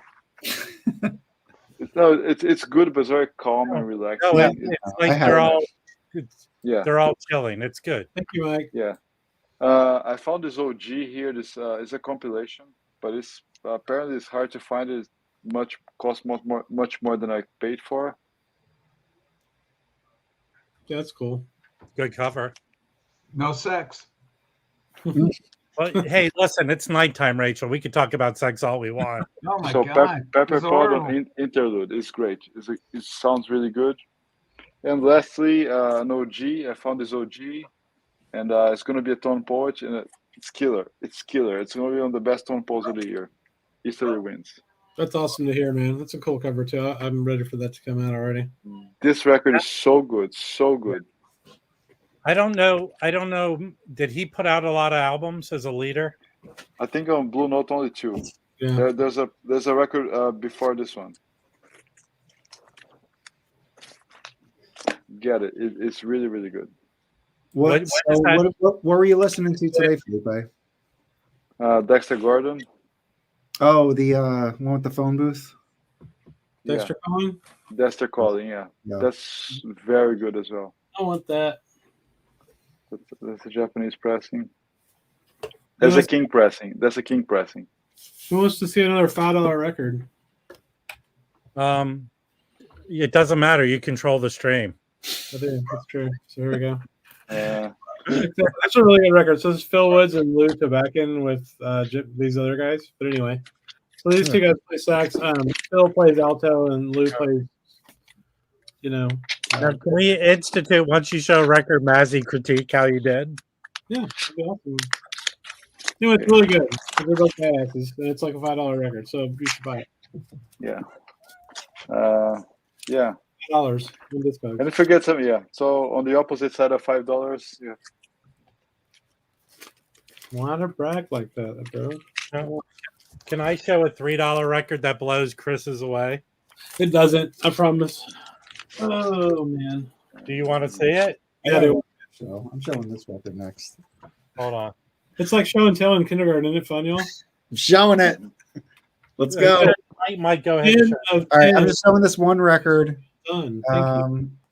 So after Mazzy's stream last week, I didn't get any OJCs and I was feeling left out, so I just bought one. I couldn't get an OJC. I'm shocked. I got it for $15 after like shipping and taxes, and this is Steve. This is like a 1984 OJC. Steve Lacy plays Thelonious Monk. Beautiful. Reflections. I didn't really have any Steve Lacy, I don't think. And this is on. What's cool is this is actually a new house, so it's got the replica purple label, which is Even then, was he playing kind of free jazzy like Eric Dolphy? A little bit. I need to listen to it again and again, but it's very good. Steve Lacy's early stuff is kind of like where I'm interested in his catalog. Yeah. I know a lot of people love Steve Lacy and his later stuff. So, but now, Mike, would you say that was better than maybe another record you got this week? Should we get into that? Hang on a second. No, I want to talk about the record that Mike showed. Can you show the cover again? Yeah. What do you want to talk about? I forgot what I was going to say about it. Oh, well, anyway, it's cool. And I got an OJC, and these things are so cheap. And I was watching Deep Groove Mono, his Japanese videos, and he was saying that OJCs are like half the price there, so like a few bucks. Right. And it's like I feel like everybody's going to get clued onto these, and that they're mostly essentially all analog or just sound excellent regardless of the source. And yeah, I mean, they're a great way to pick up a catalog, and their covers are just like Tone Poet classics. So I mean, the quality's there. It's really good. Yeah, and an original of this, I honestly don't even know how much it goes for. You could tell me it goes for $1,000, and I would. Wait, hang on. I remember what I was going to say now. So Steve Lacy made that record, right? And then he went and took it and gave a copy of it to Monk to introduce himself. Oh, cool. Yeah, and then they did. That's one way to do it. It would have been better if you said that originally. Well, I forgot because Mike was yelling at me about something. Possibly. Hey, there you go. Let's get Joe up here. Awesome. Steve Lacy with Don Cherry. Beauty. Oh, you're muted.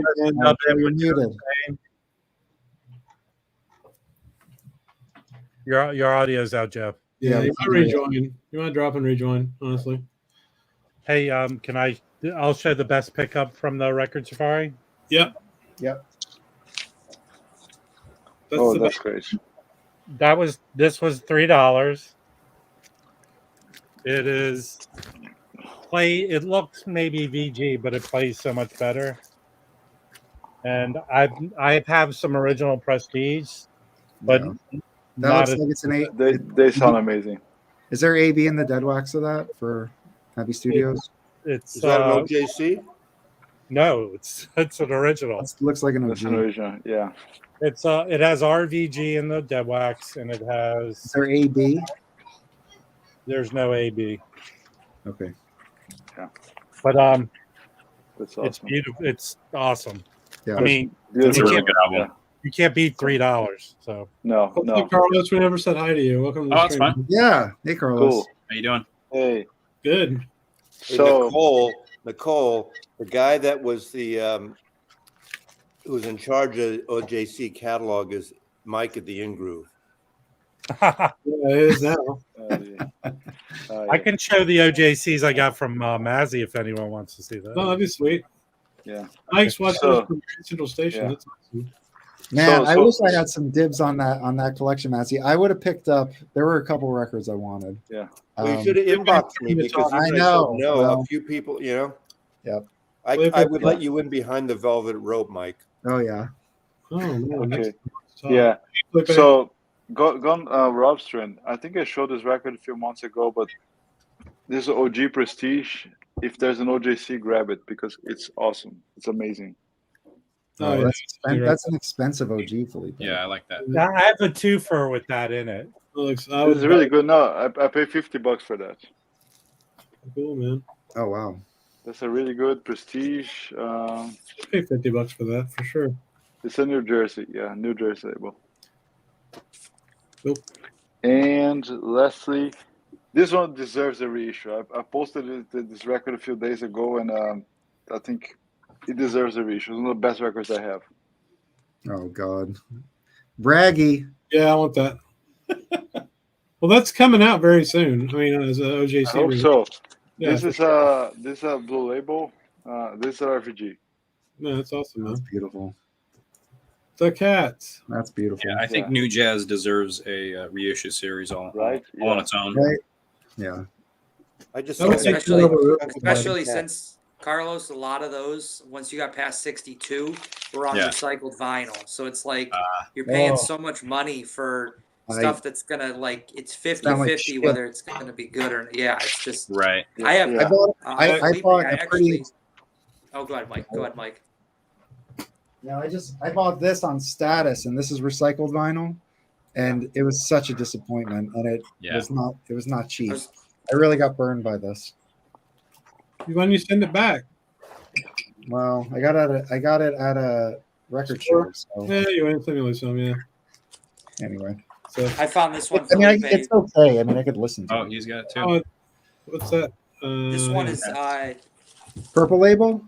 the Status. No, I wish it was purple, but it's the orange Status. Mm. But it's not recycled, so it's Okay. Good.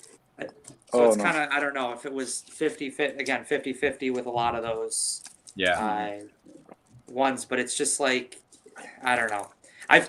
When I first got into new jazz a few years ago, I was reading up on the London Jazz Collector website, and they were saying the guy there was saying something like if it has the AB for the Abbey manufacturing pressing plant in the dead wax, that's like a guarantee that it's not on recycled vinyl because it was like somehow they like sourced it to somewhere else if it was, but there's it's such hit or miss with once you got past like a certain catalog number a new jazz where it was just recycled until you got to what Felipe was showing with the blue trident where Those blue tridents, I've really those like, are they sound. It's funny because I've been moving off Blue Note and Prestige and collecting other labels, and they sound okay. And now I'm going back to Prestige, and they just sound so insanely good. Yes, Incredible. I have a copy of Relaxing. You have the same one, right, Mike? I have a Bergenfield Relaxing. Yeah, I have a blue label Relaxing, and that it's just I love it. It sounds really good. Yeah. I'm gonna answer that real quick. Hang on. So do I have the Cedar Walton Eastern Rebellion? I have part 2. I don't have 1 or part 3, but I want to get those. I showed that last week. I'm not interested in it. Sounds too fusiony. Okay. So this week actually found a few OJCs on my own, And this is like I've never seen this record at all. McLean and Company. Wow. Yeah, Ray but Draper. Ray. I mean, he's one of the saddest stories. Like, he was murdered by a 13-year-old boy. But the tuba, it works really well on this album, believe it or not. Yeah, Remember that Tubby the Tuba Ray cartoon? Draper's cool is one of the coolest. He is 16 years old on this album playing He's the tuba. great. Yeah. Wow. His solos are Are you a big tuba guy, Rob? Yeah, Your right. go-to?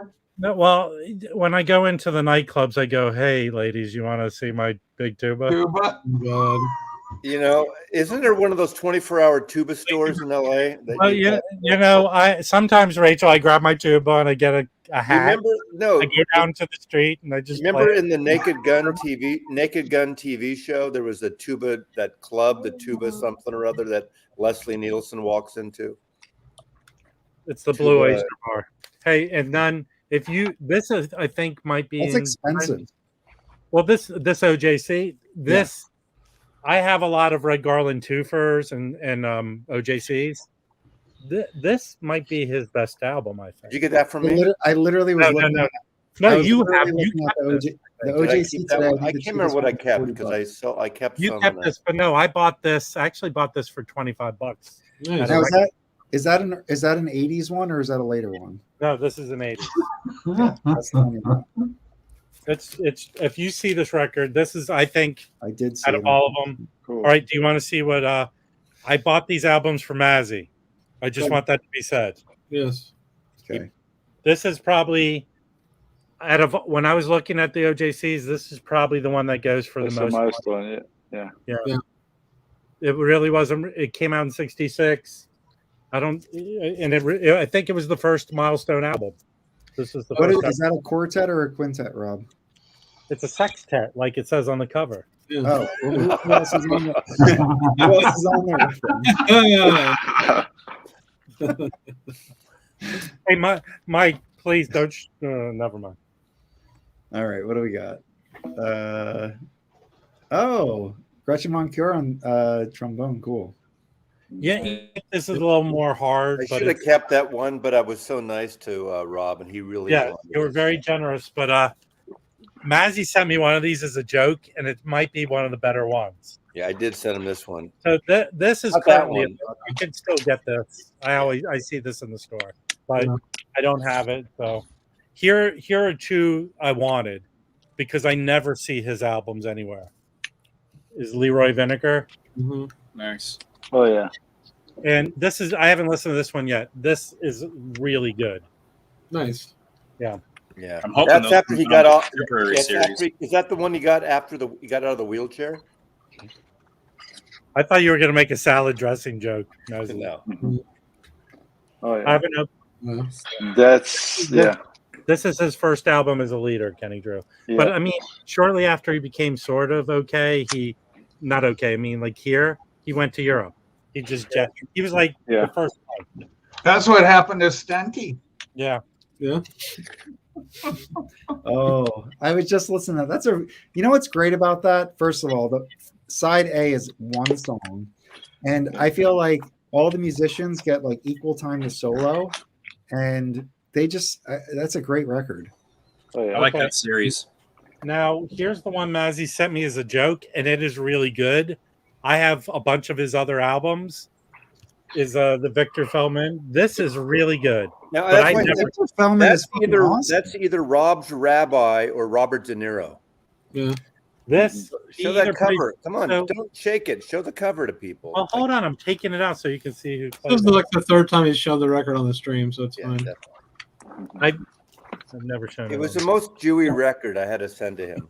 But the Victor Feldman, if you don't know, people are making a big deal that Kevin Gray is. Yeah, I have that album. It's really good. Well, this is less Jewy there. Can I see Rob's again, please? This is a reissue stereo, and that is the first appearance of Scott LaFaro. I got it because of that, and then I came home. This record's like insanely expensive. I bought it for like $10. So is that like? I wasn't going to buy it. Look at that. So I'll pull out. People keep making a big deal about Kevin Gray's first album on Coherent. Yeah. Technically, in 70 something, late 70s, he put out an album on Coherent, a Victor Feldman album. I talked to Kevin Gray and I said, "Hey, I have your Victor Feldman album." He goes, "Well, we actually recorded a second one, but it never came out." So, Interesting. Yeah. Very That's another nice Leroy. Hang on, let's see. by the way, he was a British Jew. He was from England. Yeah. Leroy Vinegar. Yeah, my copy has a lot of signatures, but sounds amazing. It's autographed. Yeah. Wow. The Roy Coltrane, Miles, and Max Roach. Oh man. Did Miles actually sign that, or is it some random? Wait, actually, Felipe was practicing his own autograph. Give Felipe a break. Yeah. Fucking hook, line, and sinker. Yeah, but just going back to Coltrane, so Joe Henderson Milestones. Let's see the cover. That's the reissue. That's great. Oh yeah. That's an amazing. Sounds amazing. We could show that every week, and it's fine because this is good. And this is an original Milestone. That's the original. That's all from the People's Republic of Berkeley, where Nicole lives. That commie kind of bastion, and I wish I lived there. Across the Golden Gate Bridge. You leave Nicole alone. That's the first press. I met Nicole. She hasn't recovered since the meeting, Mazzy. No, okay, Nicole. Berkeley is great, but fear the tree, okay? The pressure.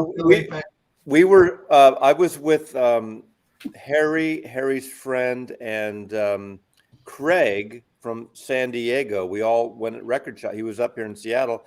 We went record shopping today. We were stuck in traffic on the way back. And we put on literally bumper to bumper across the Aurora Bridge in Seattle. And we watched last week's episode of Duck Soup or VC Soup of the Rev. And Harry had no idea that he got a shout out from the Rev. So we watched his washing, cleaning episode in the car. I already seen it, but I let them watch it while I was driving, but it was literally bumper to bumper. So Harry was gobsmacked when he got a shout out from the Rev. Nice. Oh yeah. Harry's gone places. Harry's awesome. Did the new VC Soup drop today, or is he on? I don't know. But apparently, what's the new schedule, Rev? He just said he's uploading it. It's short, but weird. Apparently, Rev's shout outs don't mean anything. What's the big I was shout out with another narrative from the VC. Yeah. It's uploading right now, people, so it's all calm down. I think it should be coming on Sunday. We're going to meet at the train tomorrow, okay? Yeah. We're going to show some records of him. Yeah. I got another record to show. This one is a very expensive record that cost me $5. All right. This time, have your eyes wide open, please. Okay. Oh man! I know that record. Hey, sir, can you walk this straight line, please? That whole series of Savoy reissues are fantastic. Yeah, so this is just a bunch of. It's a twofer basically, right? With Stan Getz, Al Cohn, Serge. There's no tuba on that one. No tuba. Brew Moore, Alan Eager. These are great, like Mazzy said, and they're cheap. This is $5, and it's near mint. Yeah, they are cheap. They're good. Very good. Man, how do you people stay up this late? It's 6:30 here almost. Yeah. Do you have a big storm there, Rachel? We have a big rainstorm. It was windy. It's raining now. It's to my computer's telling me it's raining. When old people start talking about the weather, you're really in trouble. It's my bunion, Rob. It's acting up. I knew there was going to be rain coming. Mazzy, where I live right now, it's -35 outside. Oh wow! Fuck. No, is this are you in Rochester? Is that where you are, Joe? My friend in Maine just sent me this. My friend in Maine of says 4 degrees. Oh, Syracuse, New York. Yeah. Yeah, I live north of Syracuse, so it's technically northern New York. Yeah, it doesn't really mean anything to anybody that's not from New York. I got relatives in Utica and Oswego and all in that area. Are you near? I've been there. I did date a girl back in the 70s who went to Vassar. I've been to the area, but now in Florida it's 85 degrees. Yeah, I live near Watertown, so it's. Did you ever see the? Wait, is that the Sinatra town? Oh, that album, that Frank Sinatra album. Yeah, yes, it is. Yep. Yeah. Oh, cool. Very Yes. Joe, there's this movie with Paul Newman called Nobody's Fool. Have you ever seen it? No, I haven't. No. It Did you takes test place. for that, Rob? I'm going to test you in a second. Uh-oh. It takes place in a. It takes place in a town like that, in northern New York. You should watch it. It's good. Yep. Bruce Willis is in it. All right, guys. Should I do my review of this now that we're into the stream? Yeah, Go for it. Go for it. I'm going to do a rebuttal or a follow-up to you after you talk. Okay. But I only listened to one side with Harry and Harry's friend here. All right. Okay. We blasted it in. I'll make a request. My puny speakers here. I have a request. Please say this Kirsten record. It's not Kevin Gray's record because he didn't play in the record. Don't say Kevin Gray's record, right? Actually, I heard he played the flute on it. Right. I agree, 100%. All right, I'm going to do it quick because honestly, it shouldn't take that long. Okay, let me just pull up my notes. You have notes. So I'm going to break it down in a few different ways. I'll go over a little intro, but generally I want to talk about the music first, then we're going to talk about the pressing, and then we're going to talk about the presentation. So number one, all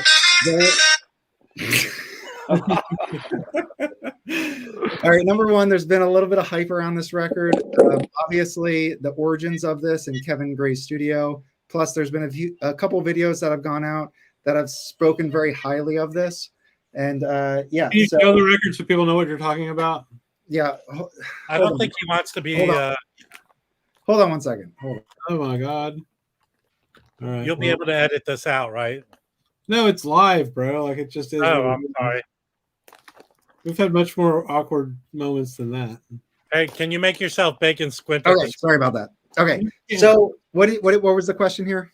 Can you show us the actual cover so people know what you're talking I'll about? show you the cover, but we're going to get into this in a second. But this is the record. It's Kirsten Edkins, Shapes and Sounds. It was released by Coherent Records, which is Kevin Gray's new label. This is his first like official #1 release.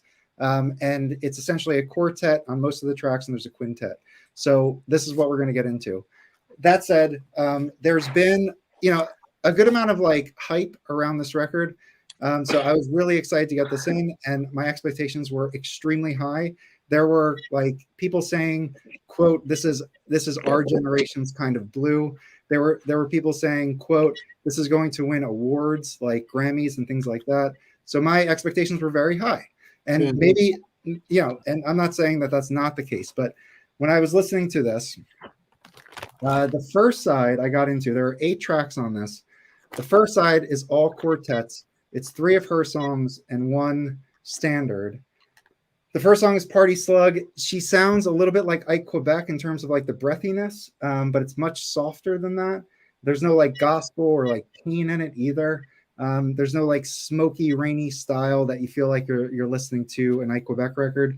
But anyway, so Party Slug, I wasn't really into it too much. The next one is Bird Shapes. Bird, I was thinking is a reference to Charlie Parker. This may not be the case, but that was my understanding. It's a pretty decent bop tune, but it's overly chill. But it lacked all like the crystal clear definition and hard driving all over the sound Charlie Parker style, which was kind of like what I was hoping to hear from this. But again, my expectations may have been just that may have been a mistake. Dedicated to You is the only standard. I actually really liked this one. I thought this one was pretty good. I thought it was one of the best on the record. And then The Goose, this was the most interesting of her tracks on this side. But again, I wasn't particularly that interested in this. So side 1, I was a little, and I've listened to this twice, once with speakers and then once on headphones. And with the headphones, I made these notes. All right, the second side, it's very different. So the 2 first songs are Sweet Pickles and Woohoo. This is a quintet with her and Lemore Guillory, who's a trombonist. And both of these tracks are very different. So Sweet Pickles, it's upbeat. She finally sounds like she's starting to break through a little, and you can like hear her tone kind of just be a little bit more forceful. She takes her first solo, and it's her best so far on the record. The trombone sounds excellent. It reminds me of Curtis Fuller on the trombones for a solo. And frankly, if this was the first song on the record, my expectations would have been completely different for the rest of the record. The next song, Woohoo, I liked even better. The trombone takes the first solo on this, and it's really nice. Then he hands it off to Kirsten, and it's a really, it's a decent handoff, and then she solos. And then later on in the song, they trade fours, which is pretty cool. So this song, this song was okay too. Both of these songs I liked. I wasn't blown away by them, but I thought these were pretty good. So then the next song, she goes back to her quartet like she was on the first side. And again, this song, it kind of reminds me of Take 5. I know she's playing tenor. First of all, it comes in with drums that just set this tone for like a Take 5. And maybe that's just my lay understanding of music. So I realize I'm not a musician. So, my reaction is just as a fan. And then she comes in, and I know Paul Desmond plays alto, so we're talking about different instruments, but her tone kind of sounds a little bit like Paul Desmond's. But it sounds like smooth jazz or like dinner style jazz. There's an extended drum solo, but it's like he's playing in the pocket and then he's soloing in between the notes, but it's still pretty cool, so I like that. And then finally, the last song, it sounds like a 1960s Nancy Sinatra pop song, which I think is pretty cool. The trombone is back. This is the third quintet piece of it. The track is okay. It's my least favorite of the 3 quintet tunes, but it's still pretty good. And then I say Kirsten's solo is pretty nice on this one. So overall, musically, I was very underwhelmed, honestly, given what I heard from all the reviews.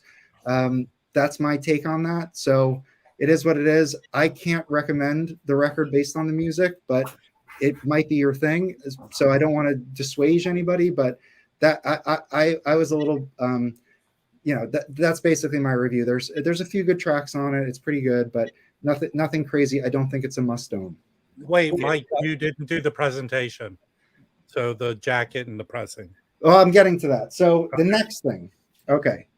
So I wanted to compare this sonically. So now we're moving from the music to the recording quality.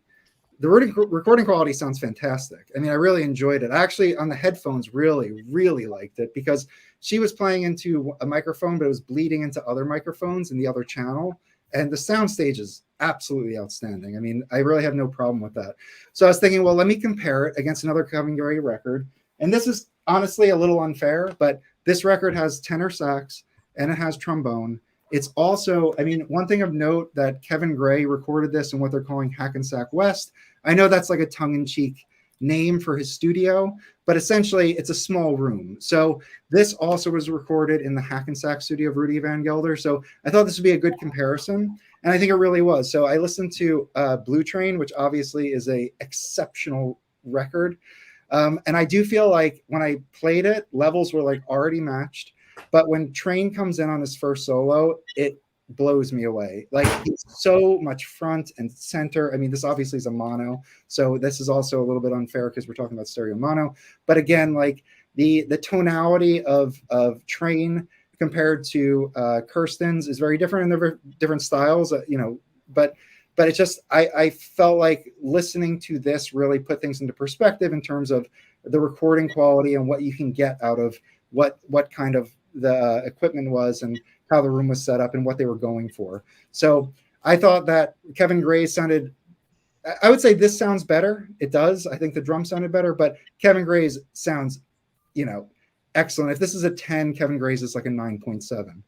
Okay. Well, I just wanted to call attention to the fact that you're comparing her record to like John Coltrane. Like, well, in the reviews, in some of the reviews, they said that this is our generation's kind of blue. So that was just stupid. How about that? Yeah. Well, I'm just saying the person that said that was I respect very much. I respect. And I still respect that opinion. So yeah, I realize that we're talking about like historic recordings, but people are putting this into context of a historic recording. Okay, well, that's fair. It's basically kind of purple. Okay. Okay, fair enough. Kind of purple. Now, and then did it sound like an old recording? What? Did it sound like an old recording, like Rudy Van Gelder? Like, because it's all on all tube system, right? Right. I mean, that's not how I would describe it. I mean, I think it sounds good. It sounds excellent. I mean, okay. I have honestly not a single criticism about the recording. But I think it's fine. And when I compare it to the Blue Train, I mean, we're pretty much up there. It's, we're splitting. I mean, I would say Blue Train is better, but we're saying, I mean, it sounds excellent. Kevin Gray's studio, I think sounds outstanding. Yeah, I I agree. mean, there's no question. And then I just want to say, I got this record recently. I showed this earlier, but this is another tone poet, but this is Rudy Van Gelder's Englewood Cliff studio. So this is after he left Hackensack into the bigger studio. This thing smokes both of these. I mean, this thing, it's like, we're talking about technology, different room, but just so, you know, to compare it to the Kevin Gray thing, this thing is, I mean, this is, if Train's a 10 and this is a 9.7, this is an 11. I mean, this sounds like just incredible. I have the OG of this, and the tone poet sounds better, way better. Okay, and then finally, I want to talk about presentation, the least important. So I'll quickly show it, and this is a matter of preference, honestly, but we get this. It's glossy. It's a gatefold, right? You get the inner pictures. You get the back on it too. I generally preference, you know, like the Tone Poet on Pacific Jazz, the Katanga. It's a single. I would prefer. I don't need a gatefold. I think that's a little bit much. I get that Blue Note wants to do it for their very nice reissues, and I think there's a special, you know, it's a special case. But I'm totally fine with a Stoughton jacket. You have the Prestige also that use the same Stoughton. I mean, single, real clean, stocky. It's thin. If you want to put session photos, you can insert it if you wanted to. This is Craft. They also use that Stoughton style. I very much prefer these jackets to the gatefolds just because of space, and I just think there's better ways to do it. I love the Sam Records presentation with the flip backs and the inserted session photos. So anyway, so that's my review. So quickly to recap, the music I was underwhelmed by. I'm not going to recommend it. It's not terrible, but it's a little boring to me. And I realize that I'm not a musician, and I would like to hear a musician's perspective. It's just, you know, from what I'm listening to and what I'm used to, I wasn't particularly blown away by it. The recording quality, I think, is top notch. I mean, I'm excited to hear more from what Kevin Gray does. And then the jackets, I mean, they're essentially like Tone Poet jackets. So that is what it is. I would prefer a single one. So overall, I mean, I'm happy to have it. I think it's a cool, like, I like to support, I'm supporting Kevin. I think it's a great endeavor. I think it's like a cool piece to have. But those are kind of my reviews. And so what do you guys think about that? Mazzy, you had a chance. Okay. I got this 2 days ago. Harry and his friend came back. I hadn't listened to this yet at all. I only heard side one. First, they wanted to hear my puny speakers, quoting Mike from the In-Groove, in my live room. We put on the new Wilco record, which sounds really good, acoustic stuff. We put that on. And it sounded really good here, considering, you know, with my setup. Then I remembered I had this, and Harry pre-ordered this. He hasn't got it yet. So we put on side one. Right when it started, it blew us away on the sound. Okay. I was unlike you, Mike, I was afraid listening to this because everyone and their uncle told me, get Three Blind Mice, blow up, Three Blind Mice, blow up, because it's great sounding, everything. And I got that album about 2 years ago, the Three Blind Mice, you know what I'm talking about? Yeah. And to me, it sounded fucking amazing, but it reminded me of a hotel jazz lounge at the airport Hilton. I hated the music, and I was afraid that this would be like that, kind of really good sounding, loungy jazz. We put it up. We only played side one. I haven't heard side two yet, and we really liked it. I totally understand what you're saying. It's the first track. I love the opening. I was actually very enthused because I expected to be really boring, and it wasn't. And I know that's a fine line thing about recommending a record or not. And I really liked all of us really liked side one, and we're amazed how it sounded, how good it was. But I agree with you. It's not an adventurous album. It's an easy album, but it's not an easy, mellow, totally safe record. I probably give it a little higher marks, but again, I haven't heard side two yet. But I think side two is better. Pardon me? I think side two is better. I like side two. Then I'm looking forward to it because side one we really enjoyed. We played the whole side. We hadn't started drinking yet, so it wasn't any anything that enabled us to, or that made us, oh God, this is fucking great. But the sound of this record blew me away. I mean, seriously. And in this live, room, it sounded great. I agree with you. It doesn't need to be gatefold. He's definitely emulating the Tone Poet thing, and him and Joe Harley. Maybe Joe gave him some advice and stuff.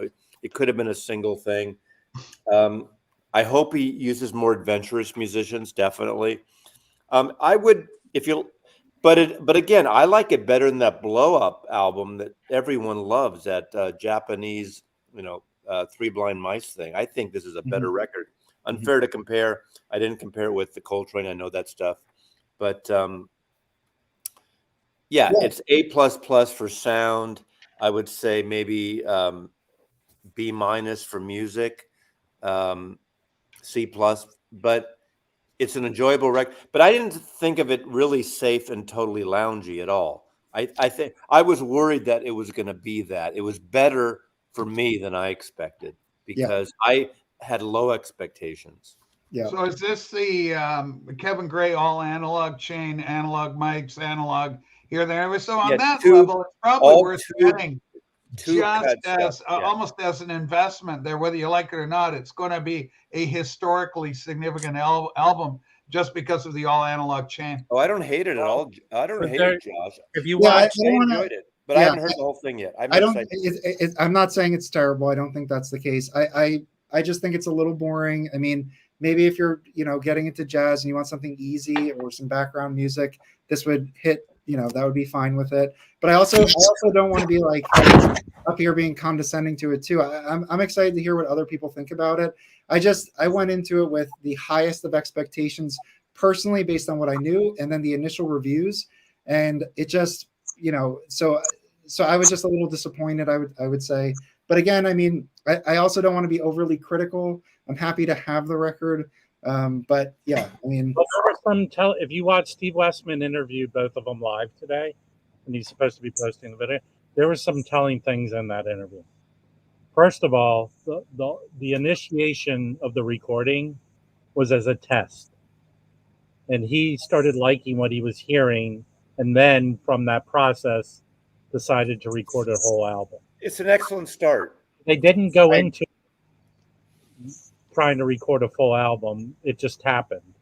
So by that standard of things, it sort of falls in line between maybe the higher end praise and then your assessment of it, because there's no way you knew that, Mike, before Steve Westman talked about it today, or they talked about it. Mike just hates it because it's a white woman doing jazz. I hate to hate it. We've been promoting that. I put on her Instagram and she started commenting on people's comments. I really don't. I have to be honest about like what I think about it. And I do feel like it's a big deal. Personally, I feel like I pre-ordered this before I heard any reviews because I was so interested in what Kevin Gray was doing. So I'm taking this very seriously. And anyway, so people should get it, listen to it, and make your own decisions. Loki, okay, if you're going to do a 9.5 in numbers like that, if I had to give it a number, I would probably give it a 7 or a 7.5. Well, I said sonically. I was talking about the recording, mastering, and pressing. Yeah. Thanks, Mike, for the review, because I haven't picked it up yet. I was going to, so I kind of don't know if I am now. Again, I always think everyone should listen to themselves. Fuck us. It's an interesting concept. It's not terrible. I mean, it's better than any fucking Supertramp record. That's for sure. Oh, well, now you guys are backtracking from your review. Well, I don't want to dissuade people. It's not like. Well, here's the deal, Mike. People trust your opinion. Stand firm on your opinion. I mean, don't worry about what people are going to. Don't worry about tomorrow when a hate channel will be started about you, like me. Oh man.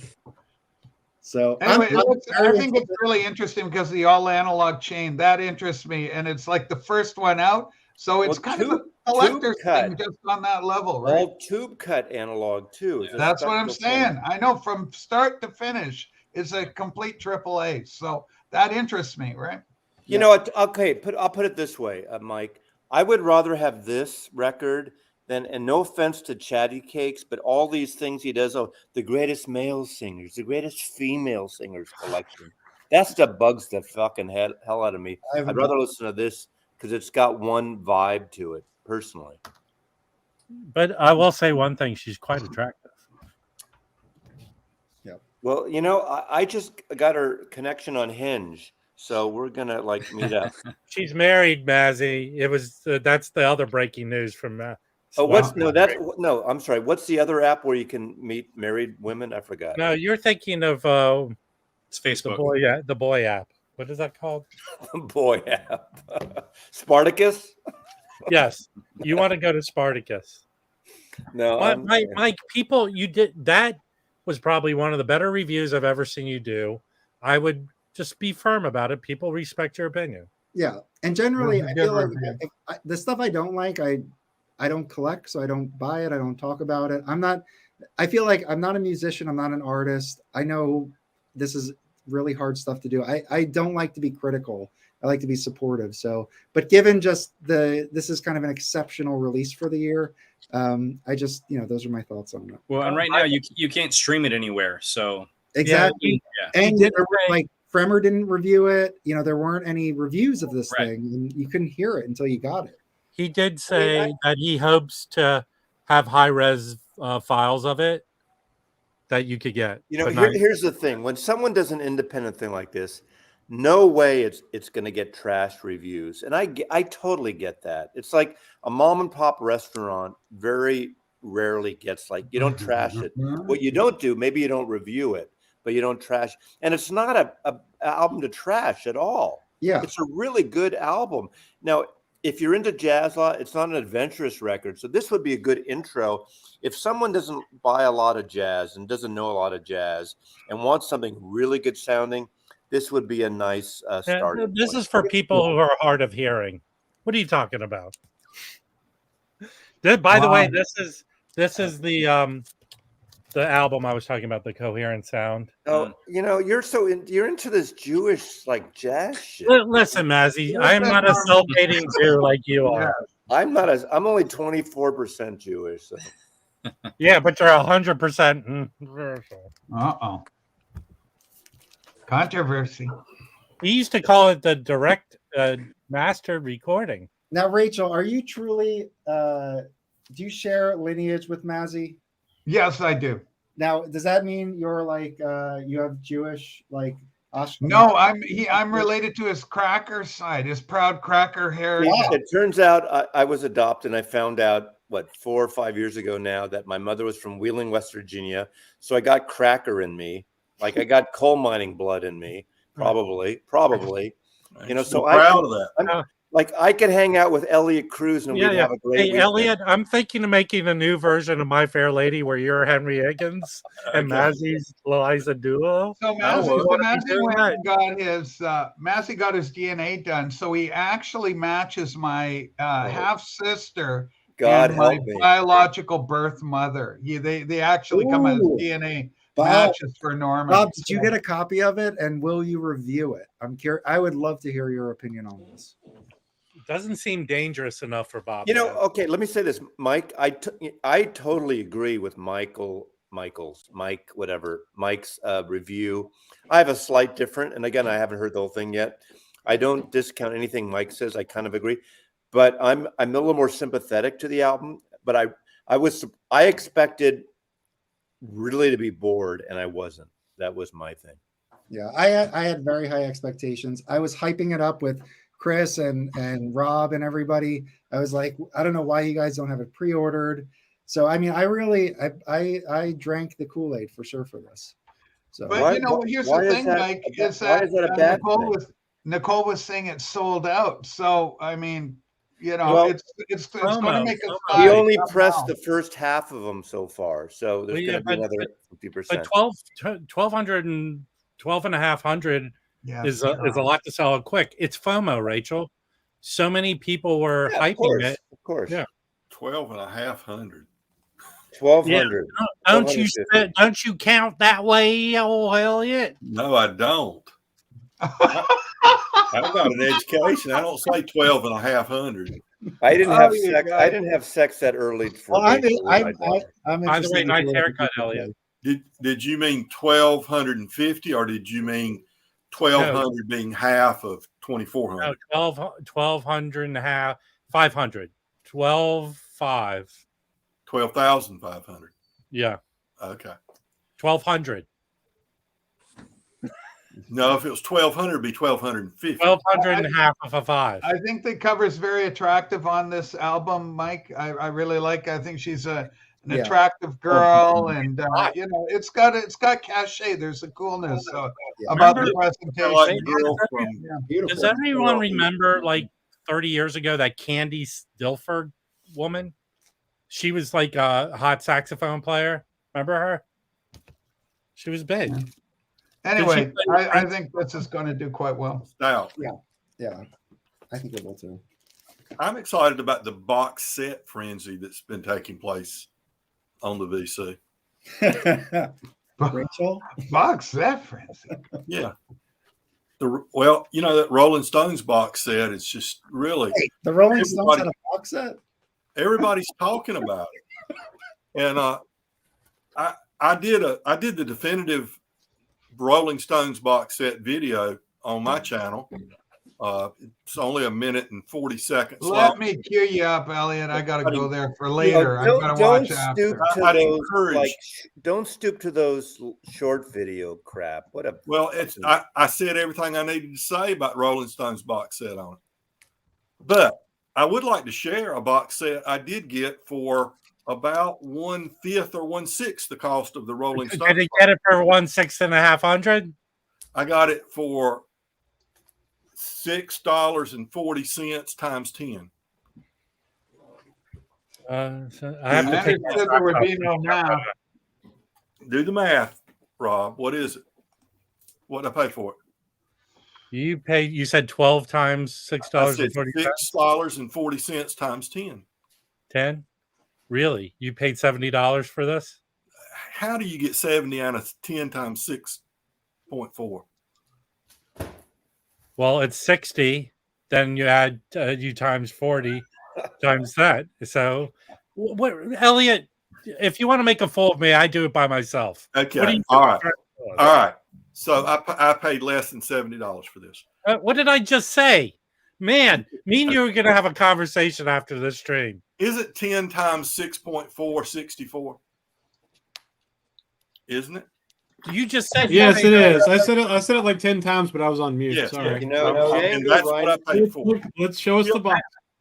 I feel like I'm on the sinking of the Titanic right now. Well, then when you dig yourself into a hole, Rob, stop digging, and I'll show the box. Question to you, Jazz Bums. Do you Jazz Bums have any Django Reinhardt in your collection? Well, Elliot's fixing to show us some. Let's look at it. You need to have Django Reinhardt. Right. This is a box set from the UK, Django.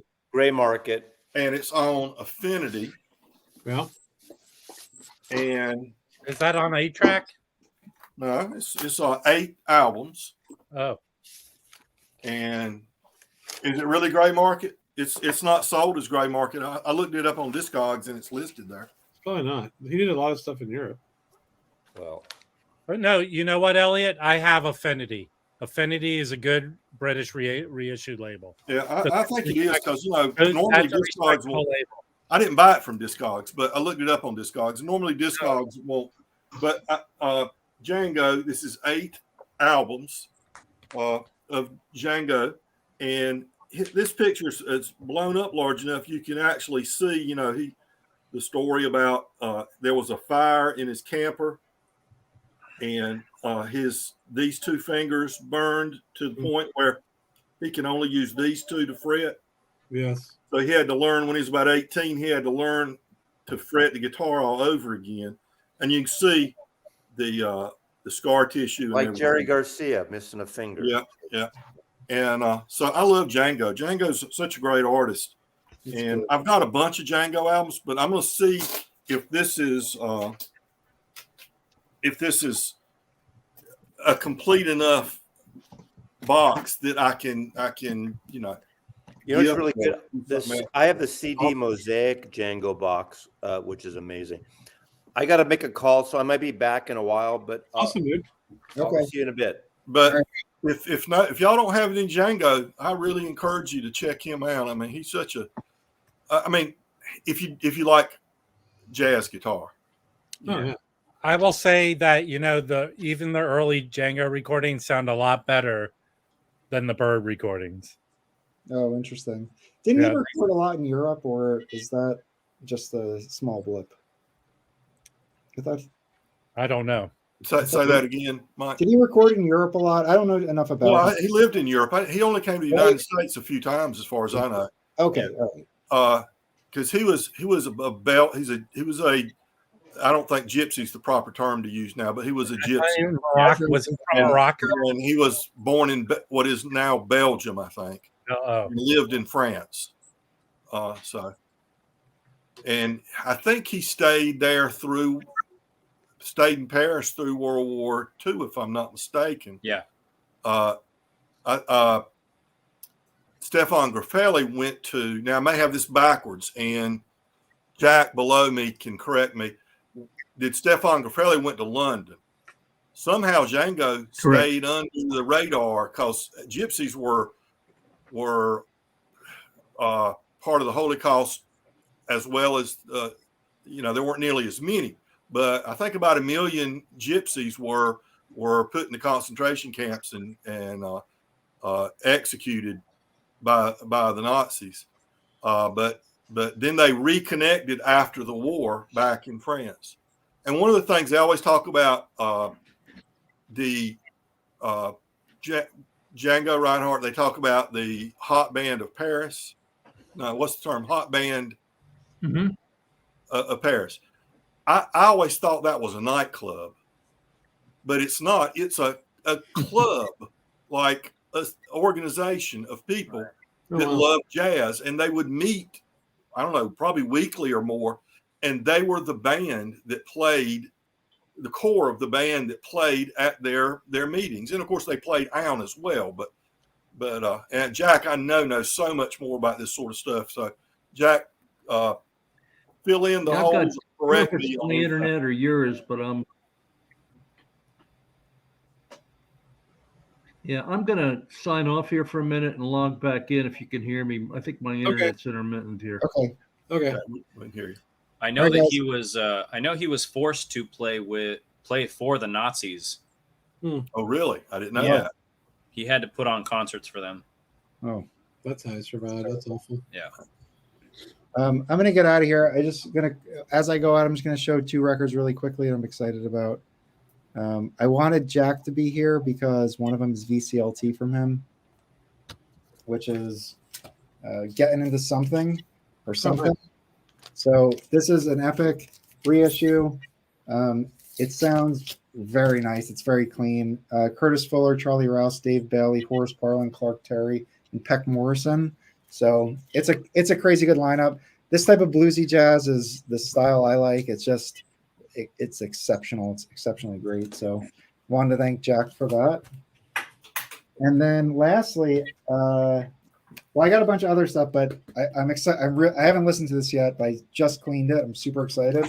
This is Strata East OG, Charles Tolliver, Music Inc. Live record, and I'm just it was listed as VGVG, and it was a reasonable price. These are pretty expensive, and I got it in, and I mean, all 4 sides look like. I mean, there's no spindle wear, there's no nothing. I mean, this thing looks perfect. So I think I lucked out with this. This was from Banana Records, and Banana Records has a bunch of stores in Japan. I don't know if you guys know this, but Deep Groove Mono has featured him or their stores. But this is their U.S. store. I think it's up down in Florida. So they're a really trusted seller. And if this is what their VG looks like, I mean, it looks as good as you could want it. So I don't know what they're thinking, but I don't know. I haven't listened to it, so maybe it's noisy. But I gave it a clean in my ultrasonic, so we'll see how it sounds. But really excited about this.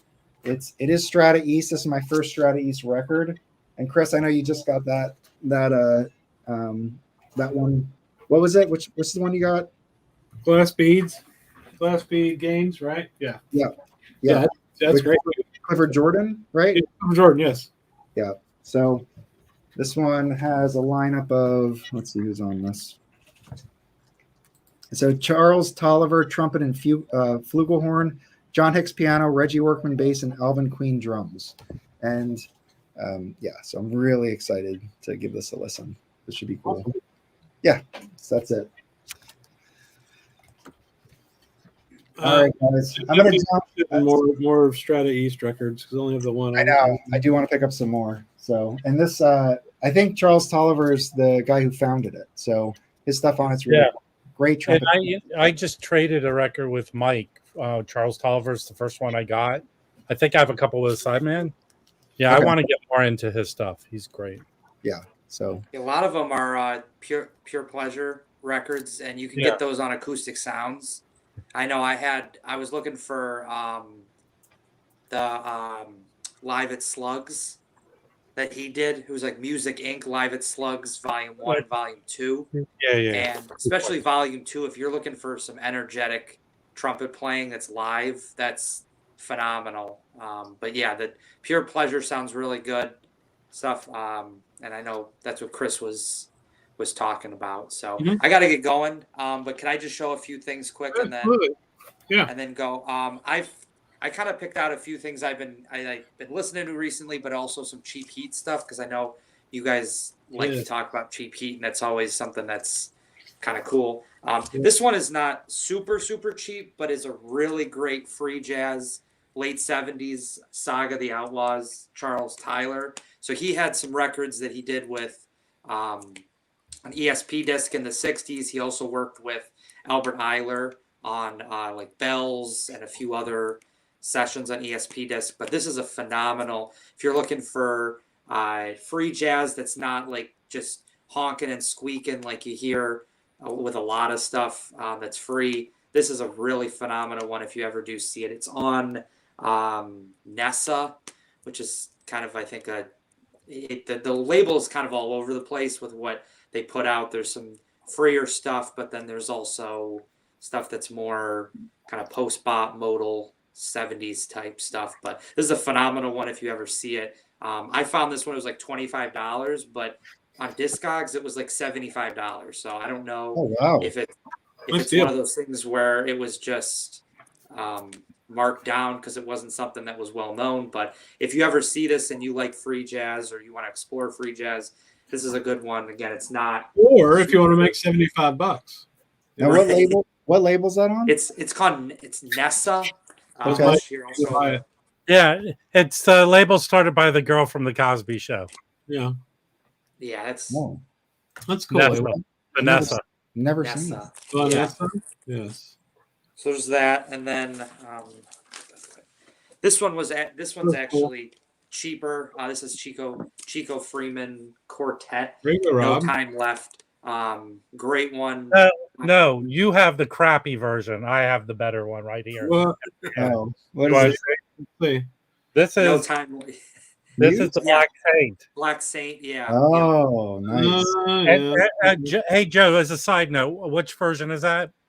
This is the US. Is it a? I think it's a US. Yes. Like, okay, but okay. Oh, so, but here's the great thing about this. Okay. Okay, and I'm going to show you. It's the same label. Look, this is so well recorded. I'm surprised how good it sounds. Yeah. You hear.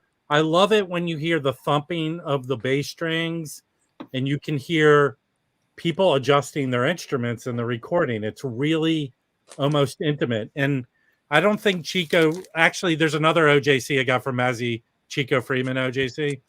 I don't think he gets enough respect or talked about.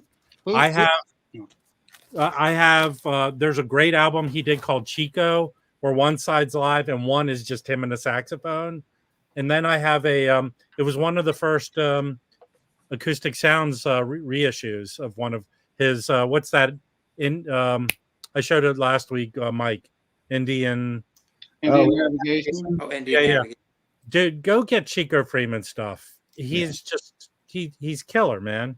Yeah. Yep. Very well recorded album. Who recorded Rob? Wait, Joe's got one more. Oh, sorry, Mike. Oh, go ahead, Mike. Go ahead. No, I just wanted to know who recorded Chico Friedman. Either one of you guys. Here, it says here it was engineered by Sergio Pestani. So it's done in Italy. Yeah, it was done in Italy. Oh, okay. Yeah. Black Saint is Italian, right? Yeah. And then I got Elevation, Pharaoh Sanders, just Big. impulse 70s. But this one was really great, especially the closing track, not the Gathering, Spiritual Blessing. It's got this really great, like Eastern, like Indian style sound to it. It's really just him on soprano, and then it's just kind of like the piano drums, but really great free jazz as well. It's kind of all over the place. If you're someone that knows a lot about Pharaoh Sanders stuff on Impulse, he's got great like Karma and trying to think of some other ones I have. I can't think of the other one I have, but this one's a more recent one that I found, and he goes from like just absolute free jazz, and then like later in the track, it's just more post bop, more kind of in control, almost like you hear from some of the later Coltrane stuff. So I've talked about Coltrane and him kind of working together. I don't know if people have seen the videos. There's one really great Coltrane that he had right at the end, Stellar Regions. I don't know if any of you guys have this. I don't. This was put out by Alice Coltrane in like 95. Okay. So it was like something that he had recorded right at the end of his life, like early 67. And it doesn't have Pharaoh Sanders on it. And the liner notes kind of allude to the fact that like that was on purpose, and that like John Coltrane was kind of trying to experiment and see what it would be like to explore free jazz and other areas of jazz without Pharaoh Sanders. But I don't know. What do you guys think? Like, do you think that Coltrane would be as free, like as you hear on Ascension and Ohm and like even Live at the Village Vanguard Part 2, if there wasn't Pharaoh Sanders? What do you guys, I mean, does anybody think about that, or is that just me? I don't know that, but I gotta think he was just like Pharaoh Sanders was influenced by other people, because he was around when it was all starting with Eric Dolphy and all that stuff. I gotta think he was. I think he was naturally in that direction, just like I mean, Ornette Coleman at that time. I gotta think he. I think Coltrane was looking, but I think as a contemporary of him and a partner, an artist with him, I think he definitely pulled him, because he was playing with a bunch of other people like Elvin Jones, and Elvin Jones left the quartet because it was just too much. So so Train was making his decisions, and he was, I'm sure there was an influence. I'm sure there was. I don't know how much I would attribute Train's exploration to Pharaoh Sanders, but I would say it's probably fairly significant. I mean, look at that group of musicians and the music they were putting out together. I mean, I think they were all exploring it and vibing off of each other. I can definitely see that. Yeah. What do you think, Joe? Yeah, I mean, I don't. It's hard to tell, because like with Stellar Regions, you hear a freer side to Coltrane. And again, this was only like months before he died that this was recorded. And then you had like Interstellar Space, where he was just with Rashid Ali on drums. It was just kind of a duo between them. And those are not like, there's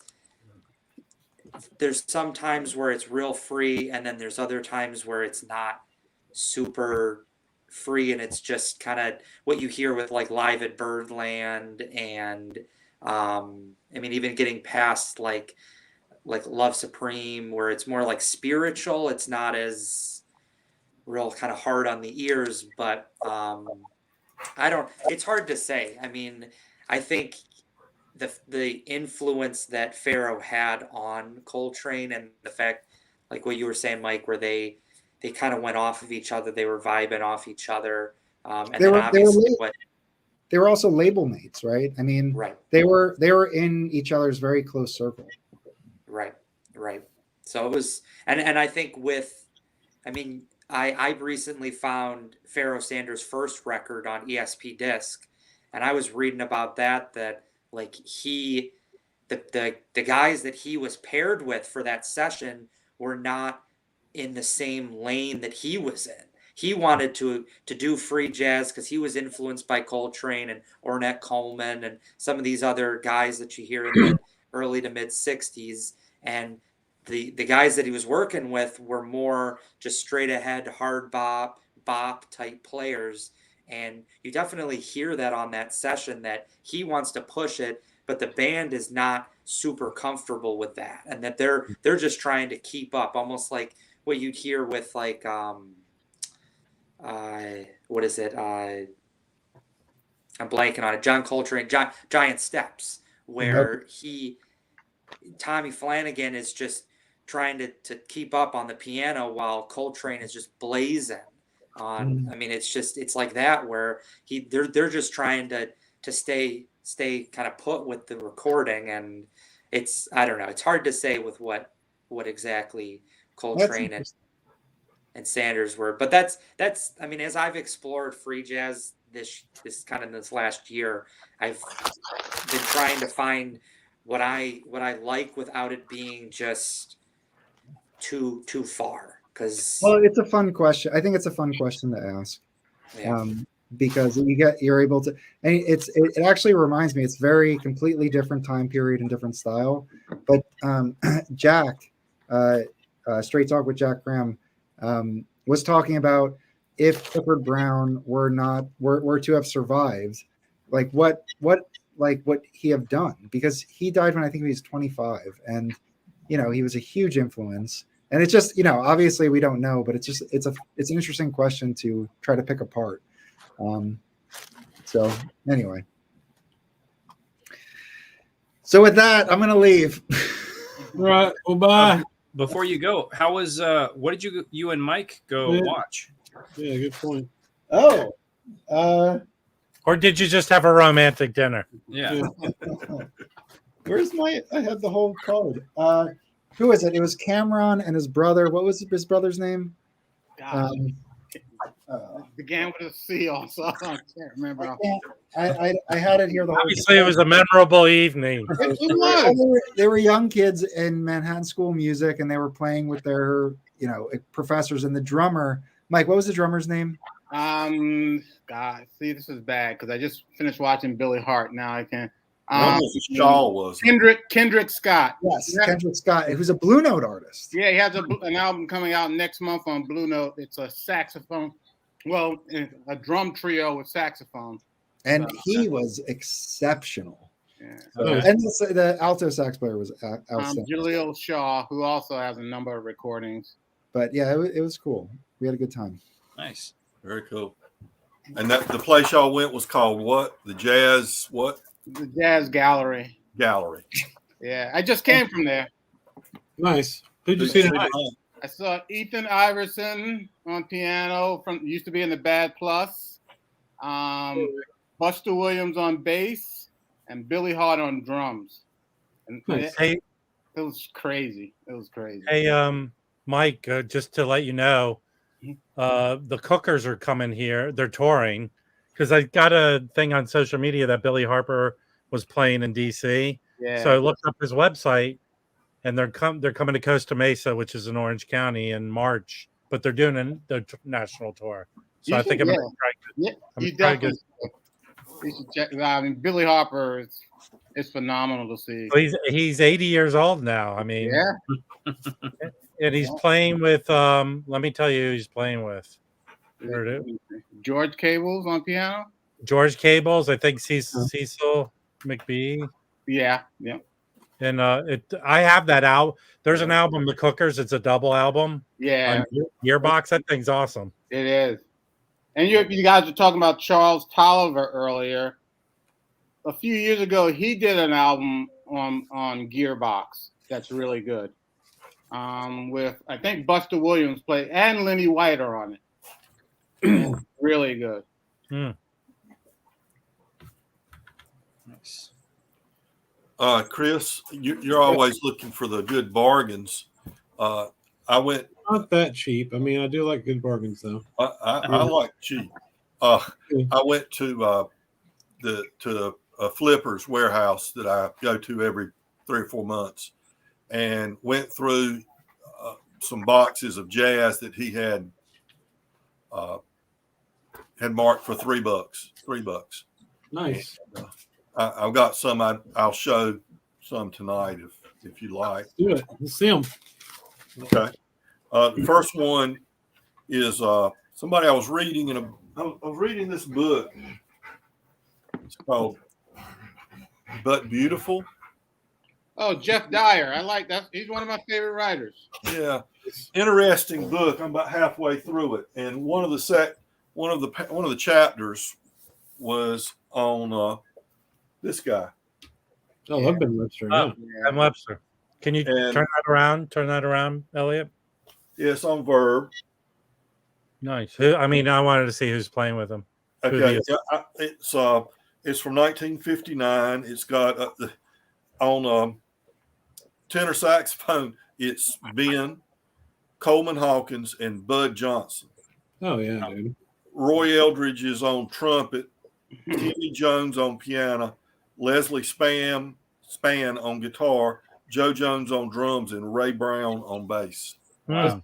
Beat, man. And it turned out for $3. This plays not quite VG plus, but pretty close, and plays very acceptable. And I really love the sound of it. I mean, it's 3 tenor saxophones playing, Yeah. and just a big full sound with.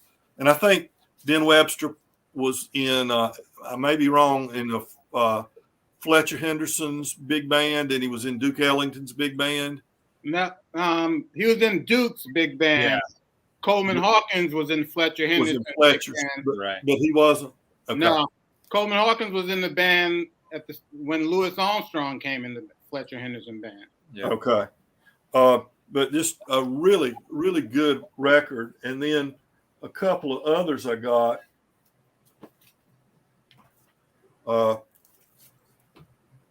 Again, not paying a lot for these. These are reissues from 79 and 77. Zoot Sims, this is a French one, I believe, Brother in Arms. I don't know how people feel about Zoot Sims, but I enjoyed it. It's on Inner City Records. Originally it was on Vogue from France, and then Inner City released it in the United States. Yeah, that's a series, right? I've got one of those with oh my god, who is it? I can't remember, but I've got 1 or 2 of those myself. And then this other one, I think this other one was recorded in 1950. Somebody mentioned Bethlehem Records. It's called the Bethlehem Years.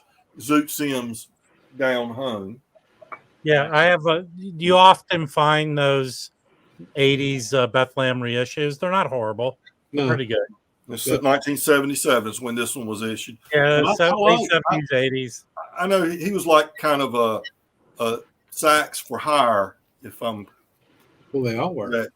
That he played on a lot of recordings, and Oh, for sure. Yeah. I think led his own band a little bit, but primarily he was a. So I think he grew up. I read about it. He grew up in L.A. Yeah, I believe that's I think he got in the jazz scene there, and ended up in Europe like all of them. Came back. And then I'll just show 2 more, and then I'll stop. I've got some more to show, but I don't want to go on too long. Y'all were talking, I think, last week about Rasheed Roland Kirk. Yeah. And I found these 2 also from 71 and 76. One of them's on both major label, which kind of surprised me. Warner and Atlantic. The Return of the 5,000-pound man. And I like this one. I really like this one. It's got whistling in it. It's got some whistler or a whistler on this recording, but it's kind of up and down to me. And then it's just on Atlantic, a best of. Yeah, you like that one? Not as much as I did the 5,000 pound man. Okay. What's the label? Oh, that's not Atlantic. This one's on Atlantic. Yeah. I'm just thinking about when Mike said he listens to the stream audio when he's walking, and I just wanted to hear that Elliot likes a 5,000 pound man. Well, I mean, if you're gonna like one, let's go big, right? Yeah. But I thought at times it seemed like he was avant-garde, and other times it was more kind of middle of the road sounding to me, kind of, you know. If that makes any sense. Just yeah, it does. I mean, a lot of the stuff of his that I have, like the whole band is playing real traditional stuff, and he plays, you know, traditionally along. And then he does his thing, and it's a little out there, but I think Mike's a little. I think Mike's about my age, and I just want to ask him. Do you remember the show Wonderama, Mike? Yeah. I had a friend that was on that show. So Bob McAllister, he was right. Yeah. So my whole I was introduced to Roland Raja because he was on Wonderama. Wonderama was a weekly morning kid show, usually on Sunday, out of New York, and it was hosted by a guy named Bob McAllister. And the show morphed; it went national and turned into Kids Are People too. And then they kicked him off the show after a year. But he had a lot of unusual guests on there, and he had him on there. That's the first time I saw him. I was a little kid. that's awesome. Somebody asked a question in the chat I wanted to answer. So, any appreciation for Eddie Harris? Yeah. So I got a couple records heroes of the show. So this one is you got some Eddie Harris records? Yeah, bro. Of course, I got like 10. Yeah, that's the one that I always see. Is that the one that you should get? I don't know if this is the one you should get. I mean, it's fine. It's like a $5 record, so I like it. Yeah. He it says the electrifying because I guess he puts a mic on his sax or something, or he played some kind of different kind of. I thought he was electrocuted during the performance. It happened to It's called a baritone saxophone. Okay, a baritone saxophone. It's electrified, whatever that means. Then the other one is this one, which I like too. It's called Free Speech. Yeah, I have a couple Eddie Harris records, but I have not listened to them yet. Well, you should. I mean, they're not like my favorite records in the world. Yeah, I think they're below my status. I'm a $10 record guy, not a $5. This one of these is $10, and one of them was $5. So there. I'll sell you $5 records for $10. Yeah, well, you send me 1,200 and a half. I lied. This is a $15 for 1,200 and a half, Elliot. Hang on, man. I paid breaking news. I paid $15 for this. That's kinda, someone ripped you off for $15. What? Huh? What? Huh? I have the In That's Sound, breaking the standards. another album by Eddie Harris. Yeah. What kind? Pure Pleasure has that one. What's his style? I always think he's more like mainstreamy, funky. Some of his stuff is different. Like that one's, he's playing an electric sax. And I think the In Sound is more kind of soul jazzy. So it's all different. That makes sense. Yeah, I mean, I'm not super into the guy. I've just got a few of his records. So in my experience, without listening to him, yeah, from just his records go for very cheap. Yeah, often you find them in dollar bins. Yeah. So I'm just basing that there's not much respect for him if you're a serious jazz lover. Whatever, man. Your opinion. I've never heard hearing the guy. That's your opinion. Well, okay, but you can tell a lot. Yeah, all the Eddie Harris records are under $5. You can find Duke Ellington records for under $5. Yeah, exactly. Yeah. And Louis Armstrong. Yeah, use that as a defense. When I go sell, I have 2 Duke Ellington records that are worth over $70. I don't think there's an Eddie Harris one, and I have a Louis Armstrong record that's worth over $50. Because here's really the thing: they were popular. Forget about jazz. Duke Ellington and Louis Armstrong were pop performers. Oh, absolutely. They sold a lot of records for years and years and years. Yeah. I would say that about Louis Armstrong. Maybe not Duke Ellington though. No, in the 30s. Well, he was not a pop musician. Yeah, okay. In the 30s, he was a pop musician in the 30s. Come on, man. Yeah, no, Duke Ellington was big. I'd say to the end of the swing era, because you got to say he was very popular because he kept that after the swing era died. He kept that band afloat just based on his right, but he was playing his own compositions and not pop compositions. Yeah. But the swing, you go back to the swing era, and that was pop music, basically. That was the pop music at the time. Hey, Blu-ray critic. Instead of bashing me, why don't you come to the defense of Eddie Harris and tell me why Eddie Harris sold a lot of records? Yes. How come you're showing your intelligence by bashing me instead of countering and show me you're smarter than me by telling me about Eddie Harris? Let me know everything you know about Eddie Harris. I'm here. I'm not going to yell at you. Please, in the comment section. Okay, Jim has already responded for everyone because I forgot about that. Les McCann, Eddie Harris, compared to what? That is a great live record. And then they both, what was that album they had? Like Swiss Movement? Yes. Oh, yeah. That's actually really good. It is really good. Yeah. Hey, I need to hear about Eddie Harris. The thing about that's all you need to know is this record right here. Just buy that, and I'm not. And again, but I don't see Eddie Harris records going for $100. Well, that means there was a lot of them made, maybe too. Maybe that's I mean, just because something's obscure and again, you're taking, instead of telling me by fact I'm wrong, you're kind of generalizing why I'm wrong. And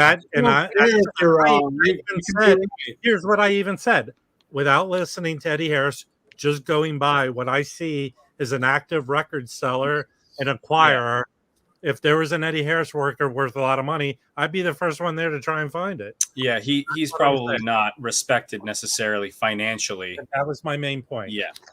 To go back to Ellington, and I'd throw in Count Basie, and I'd throw in Ella Fitzgerald, they were able to maintain their popularity all the way in through the 70s with the general public. So they kept getting records reissued and stuff. Growing up I was born in 58, so growing up through the 60s as a kid, I was constantly seeing those artists on television and, variety shows and guest starring and things like that. So I think they weren't doing pop music at that point, but it was music that was so popular at one time. Those were some of the few people that were able to maintain their popularity. Well, all the people that were alive when they were super popular were still alive in the 60s. Right. So they were buying records, Yeah, for sure. Because what they had was 78s when they were in the 30s and 40s. My mom had all these 78s. Well, my mom, when she was a middle-aged lady in the 1960s, she bought LPs, these compilations of Duke Ellington and Ella Fitzgerald and things like that. Well, in the late 50s and early 60s, the records weren't marketed to kids. I mean, like the Beatles stuff was, right? Like when that right. Before then, all the kids and teenagers had 45s, right? Did you guys already talk about this? Not at all. Well, yeah. Oh man, yeah. Mine came out Sunday. It's got the stereo sticker on it. I like that. Just like the Blue Train. Nice. Got that in today. Very cool. I'm excited to. I'm on a Tone Poet. Yes. It's more like a 3 or 4 week spending hiatus for records. I've just bought too much shit lately, so Hey Chris, tell me about the record I bought based on your recommendation. Oh yeah. Well, you shouldn't have paid much for it, right? No, I didn't. I think I paid $8 for it, or no, a little more than $8. I think a little more than $8, and then I think with shipping it came up to 14 or something like that. Well, I think I've lost it, so that's a problem. Well, anyway, it's great. I mean, it's the 3 guys that are on it are amazing, and it's Phil Woods. Who else was on there? Tommy Flanagan, Red Mitchell. Yeah, so I like Tommy Flanagan's like 80s stuff a lot. There's I that love Tommy guy, Flanagan. and I've got another record on like Discovery. It's not Discovery, some little label like that he did. Yeah. And it's really good. And then Red Mitchell. So the record, dude, the sound on that record, it's Enya, right? It's an Enya record. Yeah. That you have a real ridiculous, dude. Some of them were reissued also on Inner City. Yeah. What's the record? It's called These Three or something, or Three for All. Three for All is what it's called. I wish I could find the damn thing. I showed it earlier in the stream. This is your brain on drugs, kids. Mm-hmm. Anyway, I don't know where the hell it's at. Yeah, Chris had posted it, and then I just I had Tommy Flanagan on. Yeah. Yeah. So I went and bought it. Oh, nice. Really good. It's on that Enya label. And that's a 80s? Yeah. This was recorded, I think, in 1980. Okay. I think. Let me see if it says on here. So it is not a reissue? 81. No, it was Nope. this was recorded in 81. Yep. And there's this is cool. Also, okay, this is interesting. So at the bottom it says also on Enya, which I'm gonna actually search these out. They got a Tommy Flanagan with George Mraz and Elvin Jones, Tommy Flanagan with George Mraz, Tommy Flanagan with Red Mitchell and Elvin Jones, and then another Phil Woods with somebody I don't know who that is. So, Yeah, I have the Tommy Flanagan, Elvin Jones. I think one of them it might be Confirmation or something like that. I have that, and there's another one. I have that also. I mean, Tommy Flanagan is one of my favorite piano players. Is he another expatriate? Nope. He's a Detroit guy. He came up with all Kenny Burrell and all those guys, and they played at the Bluebird Inn together. Mm-hmm. And then he did 2 stints as Ella Fitzgerald's musical director. Yeah. Oh wow. And then touring and stuff like that. He had a heart attack, and he just said, I'm getting off the road. Yeah. And that's when he started recording all the stuff as a leader. Right. Because late in his career, there are just a bunch of all excellent recordings, basically up until he died. Wow. Okay. Yeah, I have a bunch of CDs he did. Yeah. I picked up a batch of pretty fun, cool albums the other day. Want to see them? Don't show that, Paul Blay. Dude, well, it's showing to you. Mike, I showed Mike, and I have some other Paul Bly. So Mike's getting this one. It's funny. It said they stated it was digital back then. Yeah. Well, that still sounds good though. Now, I actually have people. I think Mike or Chris. Did you say you had an album with this on it? Yeah. Rick Ballard was a big importer. A lot of the steeplechase and I don't know, just a lot of the stuff from like the Netherlands. Nicole mentioned that to me. She told me, but I acquire a lot of stuff, and I have a Joni Bracken album that she did more on a mainstream label, but I can't remember it right now. Might have been Columbia. She is like a female Bill Evans, kind of almost exactly. Oh, awesome. Wow, that sounds cool. So if you see her albums, which I don't know how much she did. I don't know the Clint Houston guy, but it's just both of them playing on here. But if you find that's cool, Joni Bracken albums, get them. She sounds just like Bill Evans. All right, this was $6, and I don't understand why it was the Japanese Nippon did it, but it's Horse Parlane, Mads Vinning, and Art Taylor playing in Japan. Yeah. So,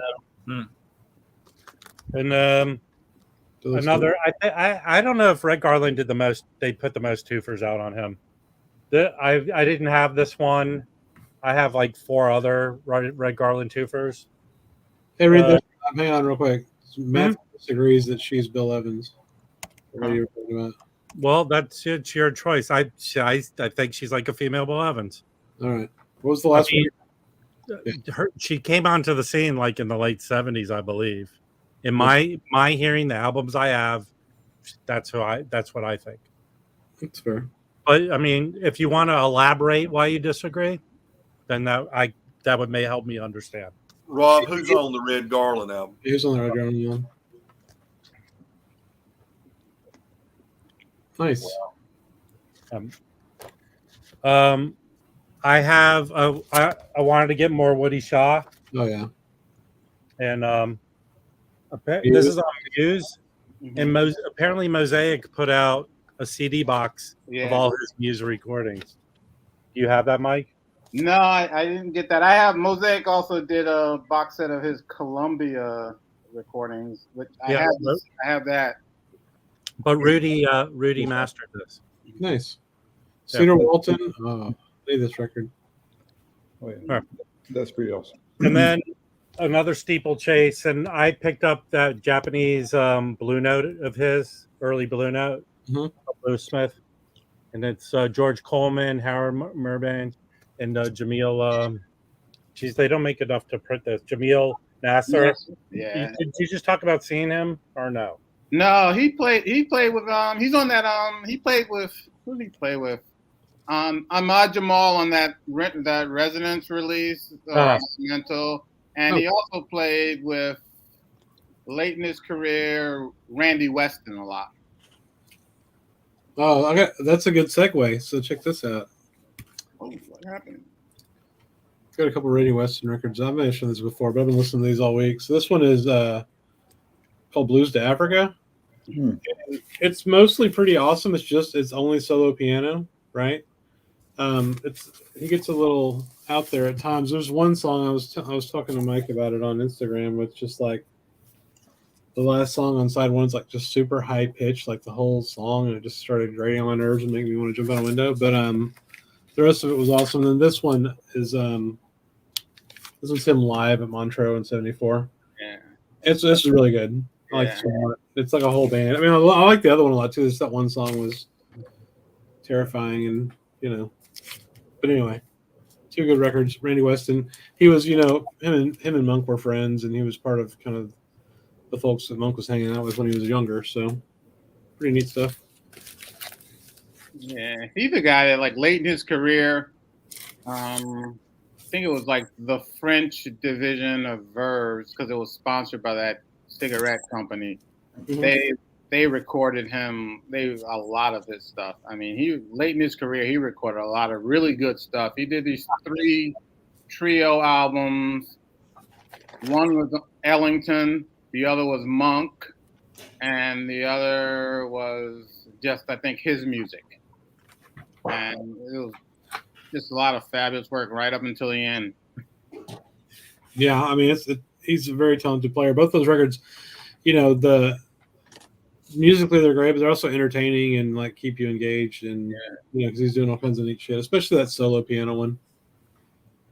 And then he did another solo piano one, which I think it was called like Nights in Marrakesh. Which it was beautifully recorded. Also, it is like fabulous. Yeah, this one was recorded really well too, for sure. That Blues to Africa.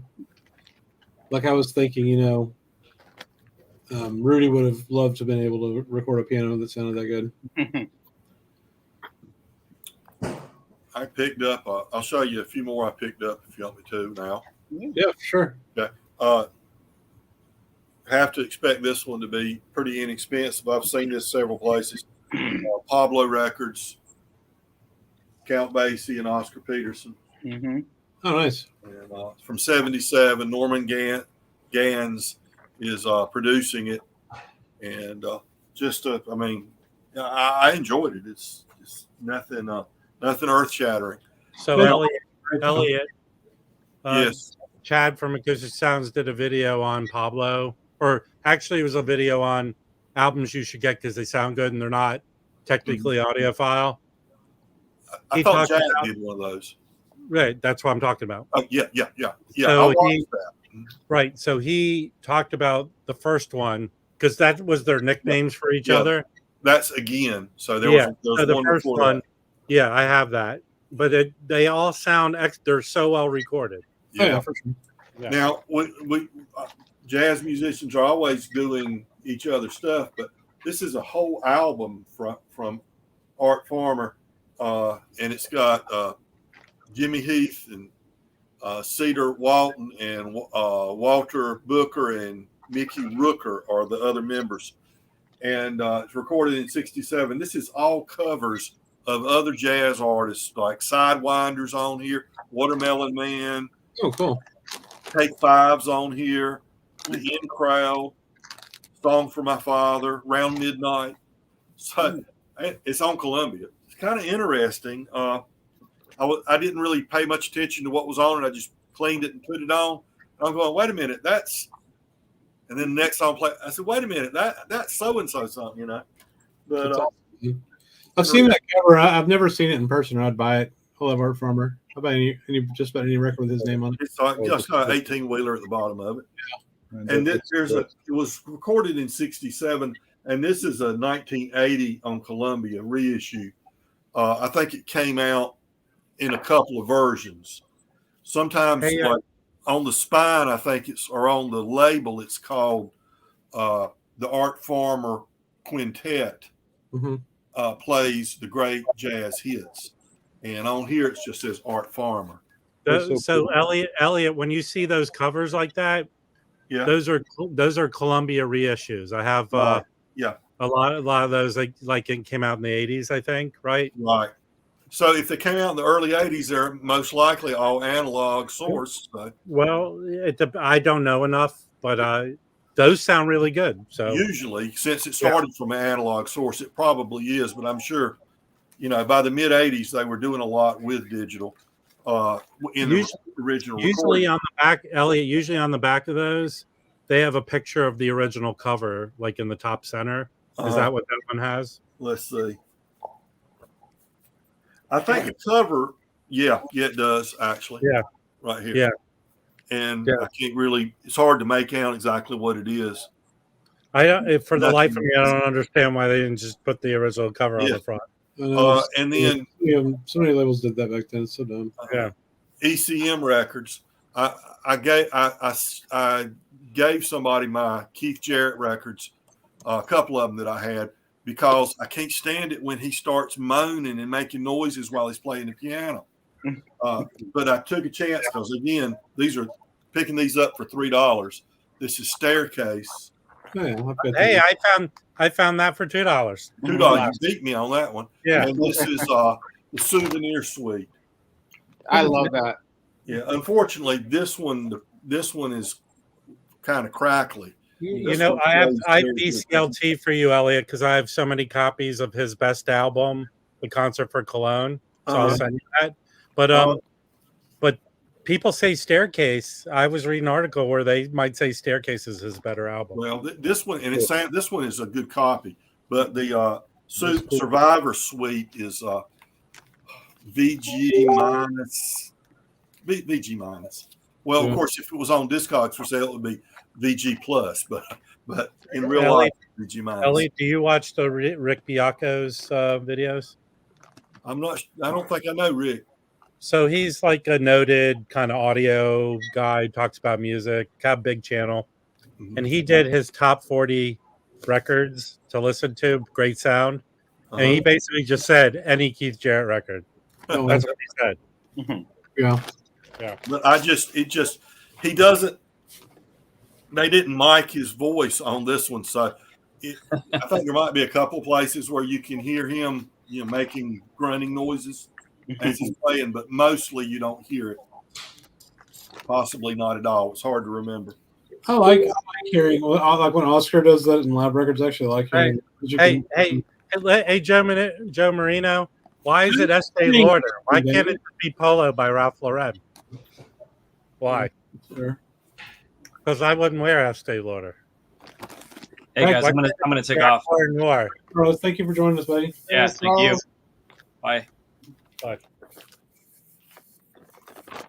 So anyway, before I was rudely interrupted, I was going to say I like hearing Oscar Peterson's, voice sounds that he makes when he's playing piano because you can kind of hear coming straight from his brain what he's thinking. It's really interesting. Elliot, do you have any Earl Gardner records? Yes. That dude moans a lot too when he's playing. I've got so I think I've got two on the shelf, but I got one one when I got this batch of records a couple of weeks ago at the warehouse. I don't remember it wasn't in great shape, but his what is the concert by the Sea? Concert by the Sea. That's his most popular album, I think, right? Yeah, I think you see his stuff in the thrift stores a lot. Yeah. And I think that's one that I've got on the shelf here. I believe Concert by the Sea's on the shelf. Hey, Chris, here's an idea for a Jazz Bum video. Okay. The top 10 moaners in jazz. Dave Pike, the vibe player, that dude moans. Even Oscar Peterson, from time to time, you can hear him kind of moaning. I just talked about that like literally 45 seconds ago. It's because everybody's thinking about what. Well, you know, I take a nap when you talk. No, I see that. Let me throw a name out to all of y'all and tell me if it rings a bell to anybody. Okay. Christian Tamburr, Tamburr. Is he a serial killer? Christian Tamburr Trio or Quintet. I haven't heard of them. No, I haven't heard it either. I mean, it's a current act. Mike, have you heard that name? No. Okay. They're coming next Thursday. They're doing and they've got a singer. His name's Holmes. Last name is Holmes, and they're doing a tribute to Nat King Cole type concert. I don't have my phone here, or else I'd look and see what the. I believe Christian Tamburr Trio. They're coming in 3 times to this art center and bringing in different, when it's highlighting the vocalists, bringing in different vocalists. The Holmes guy is doing the Nat King Cole, and they're backing them up. And then they're doing a women of jazz, where they're doing Nina Simone songs and Ella Fitzgerald and Sarah Vaughan and Billie Holiday. And there's 2 female vocalists, again, coming with this same trio. And they'll do that one. And then I think there's one more. I can't remember who that one's to. But hey, Novice Nick, the story I heard is they both had a gentleman's agreement, Oscar Peterson and Nat King Cole, that they agreed that Cole would sing and Oscar Peterson would just play the piano. Yep. Exactly. Yeah, that's exactly it. But when Nat King Cole died, Oscar Peterson put out a full album as a tribute of him singing. Nat King Cole. That's an album I want to get. Yeah. Because he really does sound like Nat King Cole. I think I might have that. Oscar Peterson, that's cool. Yeah, Oscar P. I think I might have that tribute to. It's on Limelight. Mike, what have you been up to, Mike? What have you been up to, man? Wanted you to tell us the story of y'all's show you went to. Oh, it was really good. Mike actually went to he went digging before the show. I couldn't go because even though I had the afternoon free, I had a 5:00 meeting, so I couldn't meet him there. And then we met like right before we met at the bar, had a couple of beers. Nice. And we went up. We had seats like right up front. Actually, I sat in the same place tonight. And Mike was like right behind the piano player. And it was just really good. The 2 kids, they're brothers. It was good because, in a few years, I'm sure they'll have a record deal. Yeah. They're really good. Very and cool. They played all their own compositions. And they were really well-written compositions. And like Mike said, Kendrick Scott was on drums, and he was fabulous. And Jaleel Shaw on alto. He has a number of recordings out. He played really well. But what was really good was, even though those 2 guys are veterans, they let the two kids lead. It was their gig, and they had a good turnout. They go to the Manhattan School of Music. They had a really good turnout for 2 guys, no record deal, playing around town. A lot of their friends showed up, and it was this an afternoon show. No, it was 7:30. They did that was the first set, and then they did a set after that. So nice. Yeah, and that's a nice, like I said, that's a nice place. Like tonight, you saw, some heavyweights there. Ethan Iverson, Billy Hart, and Buster Williams. And Billy Hart, who's I think he's like 80 something on the drums. Was amazing. And it was funny because he has this setup where he has all the whole, he has 4 or 5 cymbals around this kit. And it was really amazing watching him play. And Buster Williams also got to be like 80. Those guys are just still going at it. Yeah. Awesome. And they played all standards for the first set tonight, which was really good. And it was like, I think there was one song, like the last song, I can't remember the standard. Buster Williams had to bring out like the music, but all the other things was like Ethan Iverson would go, "Oh, let's do Lover Man," and they go, "Okay," and they just go, and then he said, "Oh, he was just pulling stuff out of his head. It wasn't anything set." Wow, that's nice. Like, okay, you guys, we know these tunes. This is something we know how to play. Yeah, and he was just calling it out. Is the gallery near? Is it a long trip for you to get there, or is it just a subway ride or so? It's not far. It's like from my job because it's maybe 15 minutes on the subway. Oh, so you're right there. Yeah. And then maybe 45 minutes to get home afterwards. Oh, that's sweet that you can be that close to something so good. Yeah.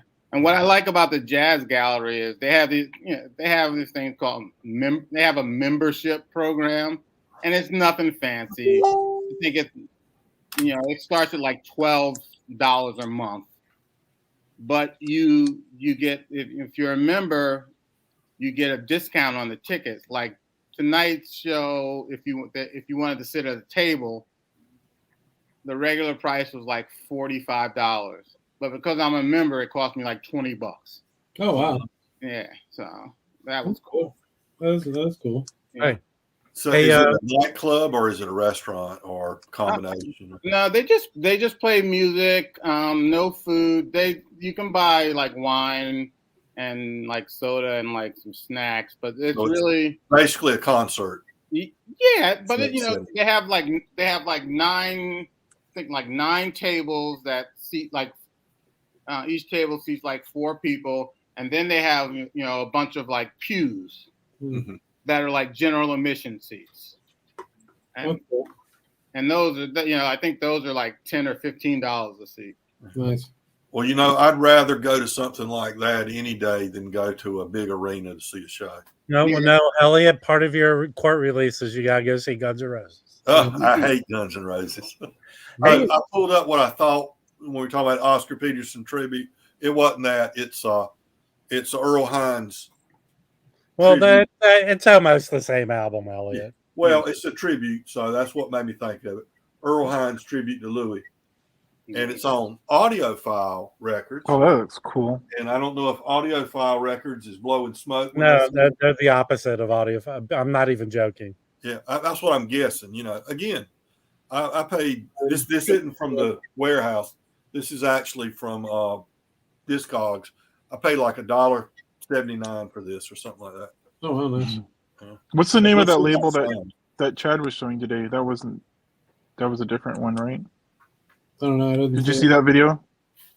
He's doing that history of audiophile records, going through different,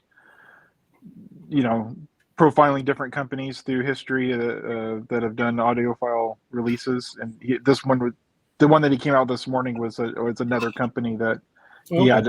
He has a large collection of sealed records from them, and he was showing them, giving their history and stuff. I forget the name. It was something with an A, but I guess it wasn't the same one. Well, as usual, you're very helpful for us up here. Well, it's on YouTube. For further reference, see the video. Yeah.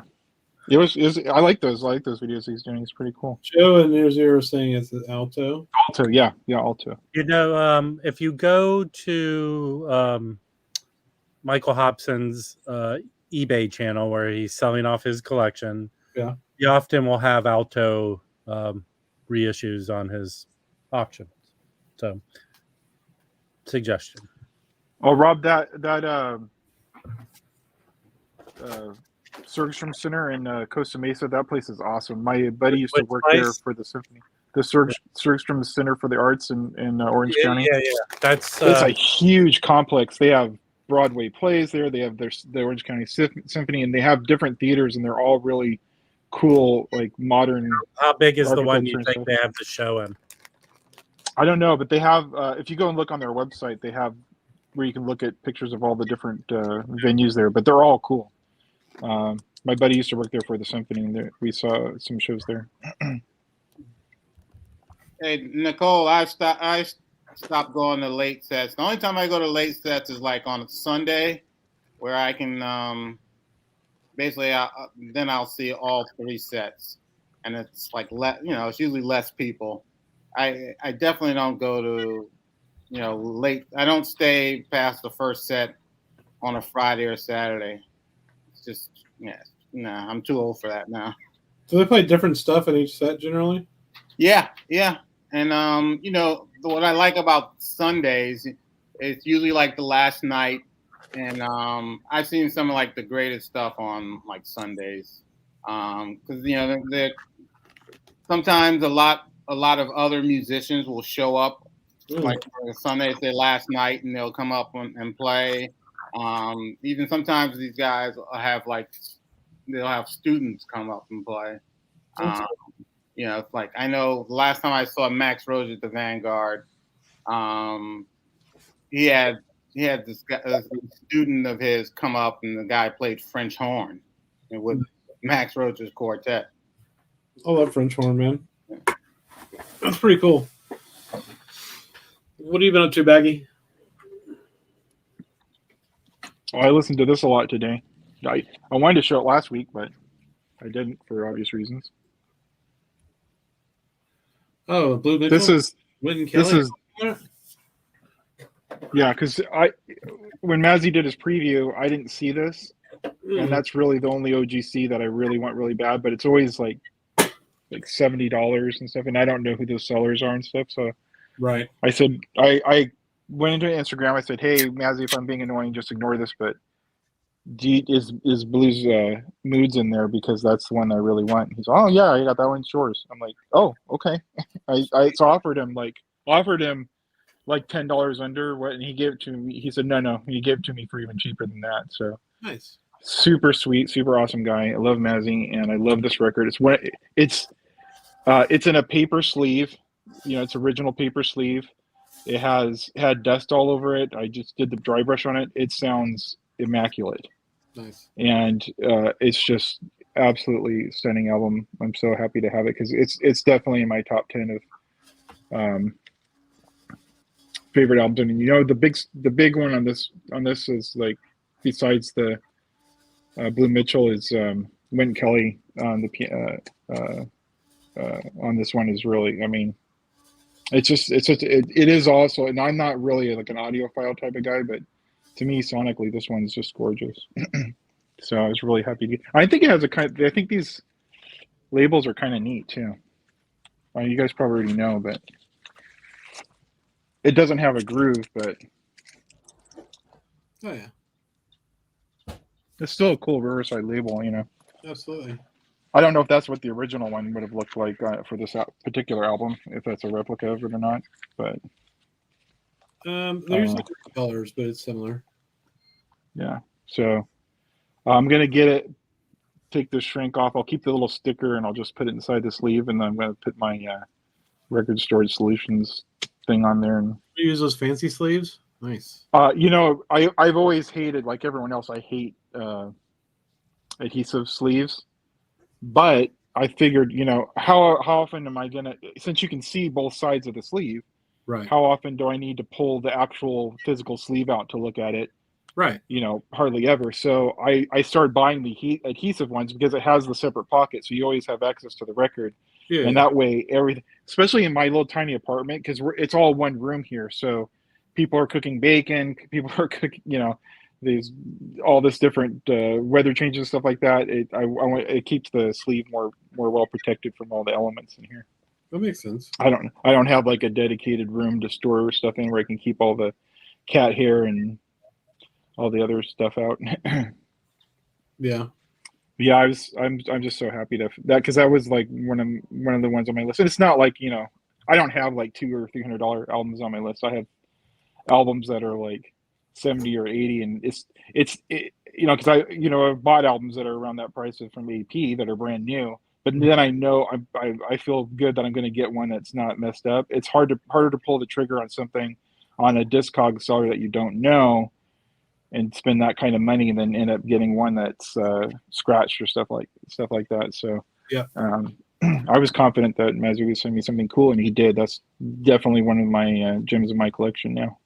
I've had pretty good luck on Discogs. I haven't bought a bunch of stuff that's super expensive. I haven't spent more than $50, I don't think, honestly. But yeah, well, when I have, I've gotten refunds when they're like, I bought that Winton Kelly, remember that one I showed you a long time ago, had that scratch in it, and the guy, but that was a whatnot, so I don't think the guy ever actually even had to deal with it, because nice.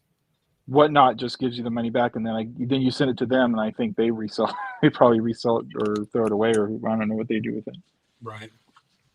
Because they have their auctions all the time where it's the Whatnot warehouse auction. I think that's where they get rid of all the returns. Oh, interesting. Those pop up. I get notifications for those all the time. What's that, Elliot? You got to be careful with those resales like that. I have had some luck with Amazon warehouse, because a lot of people are real picky about their vinyl. They see a little light blemish on it and they send it back, or a corner is bent just a little bit and they send it back. But just last week I got 2 records. I went to the Amazon warehouse to see what I could find. It would be a little bit cheaper. And what is it? Is it Charles Lloyd, the Trios album? Mm-hmm. Okay, I got the Trio, the one with Fizzle. Fazell. Yeah, I've heard so many good things about him. I wanted to have something, and every time I've looked his work up, nothing was on vinyl.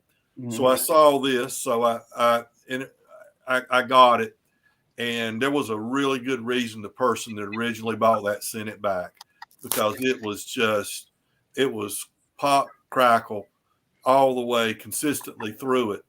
And so I had to send it back. Wow. And the other record I got, they sent me the wrong record. So I had to send it back, but they sent me the correct record the next time. But so I was a little disappointed, because I thought I was saving about $10, but it didn't work. You guys have to remind me to tell Rachel about this, but there's a really, really awesome video, Bill Frisell Tiny Desk concert, where he does all Beatles. He does like I think 3 Beatles covers or something, and it's. I mean, he's gorgeous. I want to get. I don't have any of his albums actually on vinyl, so I'd like to get some. I don't think any of specifically his stuff is on vinyl, or very little anyway. Yeah, I think Blue Note puts them out. Blue Note issued a bunch of his stuff. Okay, well I can look again then. He has a new one out. It's a quartet. I mean, it's like maybe a few months old. Okay, good. It's really good. I mean, I like that. I like Frizzell's stuff.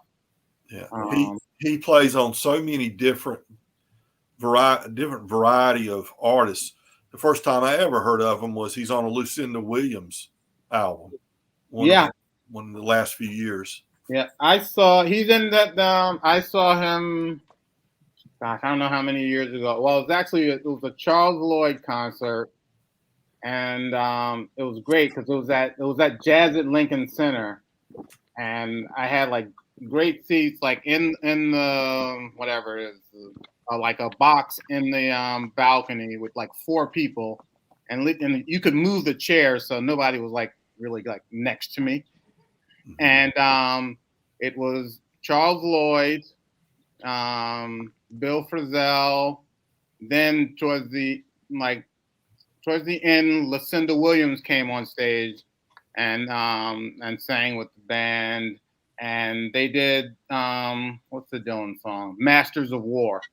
It was a great show. Every Charles Lloyd show that I've seen him about 3 times. It's just been phenomenal. So would you recommend I try again to get that album? Maybe just order the regular album this time, not a return. I like that album. I think it's the best of that series. Yeah. And he does a version of Billy Strayhorn's Blood Count. Uh-huh. That is one of the top 5 renditions of that song that I've heard. Well, Elliot, just in my opinion, with the small, is his Desert Flower live album is like the one for me to get. And there's a reissue by Speaker's Corner that's really nice. But I think it was so popular you could find lots of copies. Plus, they have these Warner Brothers the best of albums of a lot of their jazz musicians, which are really not that great. But basically, I think for $5 or less, you could get a pretty good copy, and it has like the first half of Desert Flower on it. Okay. Yeah. Okay. The best of what's his face on Warner Brothers. Forest Flower. That's a great Forest Flower. I'm sorry. I'm higher than Chris is right now, so I'm just. Well, Forest Flower is on Atlantic, and it's. Can you interpret high into actual? Yes. Forest Fire. Smokey the Bear plays bagpipes on it. Is McGruff the Crime Dog on the same record? McGruff the Crime Dog does over narration. Yeah. Oh, shit. You all right, Chris? Yeah. I mean, this is the Frizzell, the latest one. Did you almost bust ass or what? You okay, man? Yeah, I almost fell. Rolled a hamstring. Yeah. Oh, shit. It's I like it. I mean, I really like it. I remember that coming out. You like that one? That's good. Yeah, I mean, and the guys he's playing with, Greg Tardy on saxophone, and him and Frizzell did a duo album on this label called Nouvelle, and that's really good. And Greg Tardy's story is really interesting. He came up with during that whole Young Lions period with like Roy Hargrove and all those guys. And like all the critics like got on his case because they were tired of all these young guys, unproven guys, in their opinion, coming up and getting recording contracts. Mm-hmm. It like really affected him. And he sort of disappeared from the scene for a while. And then, he came back and he's sort of, got into religion. But now he's playing better than ever. Wow. That's awesome. What? Roberto? I don't know what you're talking about. Here's an album. How do you know if I'm drunk or high? How do you know, Rob? Because his eyes are squintier. When he's drunk, his eyes are wide open. Here's a guitarist I picked up in that same batch of Warehouse records. Was it? I haven't heard that. And this is, don't hate me. This is a Wyndham Hill. Yeah, I almost was going to say, is that a Wyndham Hill? The words but he's actually behind you, Elliot. Yeah, it's solo guitar, very creative. He does all kinds of. He does about 4 or 5 different tunings, guitar tunings on this. Now, Elliot, did you know those Wyndham Hill records are scratch and sniff? Yeah. But this is when Wyndham Hill, very early in Wyndham Hill's, after it started, it's more of a folk record. It's not really new age. It's not new age. It's more along the lines of John Fahey or Is he a guitar player? Acoustic guitarist, yeah. Oh, nice. Solo acoustic guitar, more like John Fahey and Leo Koke than anything else. And then he went on after several albums on Windham Hill. He did a couple like that, and then a couple or more, maybe more than a couple, that were more along the lines of that new age Windham Hill sound with full, range of sound. And then he got away from that and started doing more of a jazz guitar work. But it's nice guitar. I bought it because I could get it cheaply and it looked in good shape. And I said, let's give it a try. And I'm glad I did. It's something I'll play. I won't just stick on the shelf anyway. But I also got this. What you got? Which I've already got, a recent reissue. But I saw this for $3 and it's from that period. It's a 6i. And it's actually from 61. I think it originally came out in 59, didn't it? Yeah. This is from 61. I got it because those early pressings were supposed to be superior sound from what some people have been saying. If you believe what people say, compared to that, just the recent pressing that I bought, something from the last 2 or 3 years. And it's in rough shape, but it sounds good if you can overlook the imperfections in the vinyl. All right, so LA fellers, I'm gonna hamstring. I gotta prepare for a lot for tomorrow. You got a class tomorrow? No, you don't have class tomorrow, do you? No, auction. You got an auction tomorrow. That's right. Yeah. I spent all my money this month already, Robin. So. Don't worry, Elliot. I have an album for you, and I take payment plans now. Oh, you do? Yeah. Well, when I got that Art Pepper, that thing's incredible. Have you listened to it a lot? I've listened to it about 3 times total, but sounds great. But when I bought it, something happened. I think because I was buying it from Japan, something wouldn't go through with my account on PayPal. Yeah. And it was just stalling, wouldn't process. So they had that, create a PayPal, apply for a PayPal charge card and get $20 off your next purchase. So I said, all right, what the hell? So I quickly applied and then tried to run it through the credit card, the PayPal credit card, and it went through that at that point. So I actually got that Art Pepper for $36 because I got $20 off. Nice. So I was all right. Well, take care, everybody. Thanks for the conversation. See you tomorrow. I got something for Elliot. I can't see it. Who is it? Chris is gone.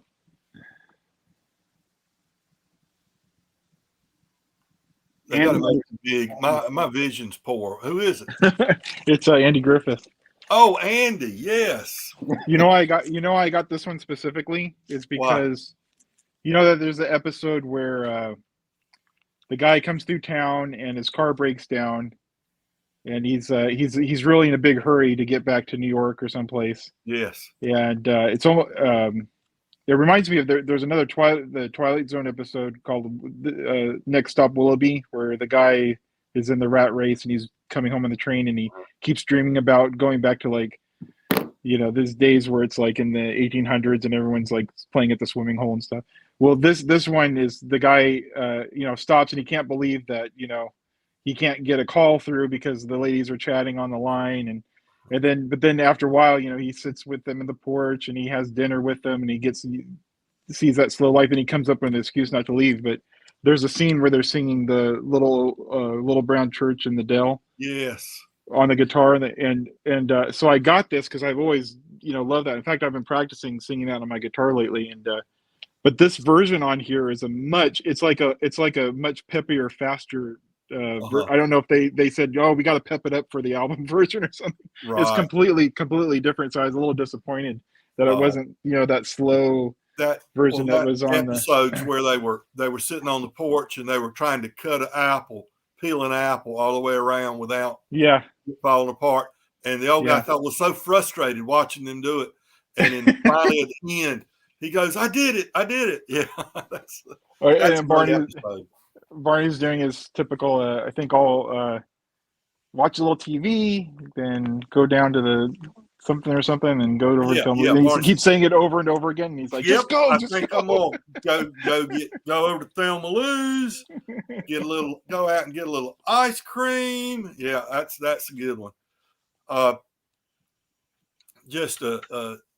have a friend that her church, they told her, they said, all right, Amy, you got to come up with a Wednesday evening program. She said, you got to come up with a Wednesday evening program for church, a class, because all these parents are bringing their kids for the children and the youth groups, and that we got to have something for them. And she thought about what to do. And I have the complete box set of Andy Griffith's, all the entire series. Yeah. And you can actually go online and get lesson plans. And you show an episode and it has a moral lesson. Now you can use it in a church. She used it as the church lesson on Wednesday nights. They would watch an episode of Andy Griffith and they would discuss the moral lessons that were found in that episode. She had, questions, prompts and stuff.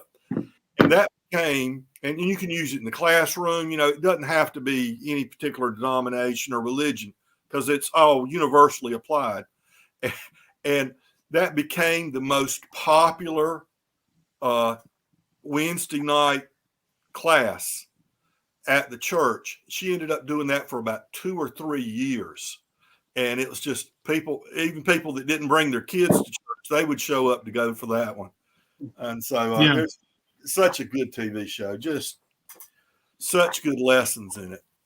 Yeah, well, somebody had to be the first. And it's like Lucy was, you can't ever improve upon I Love Lucy, and you can't ever improve upon Andy Griffith. They were just like, I have my favorite, shows, Cosby Show, despite its, it's looking back on it now is still, I think, one of the top greatest ones ever. And, Seinfeld, of course, and stuff like that. But those two, I just watch over and over again.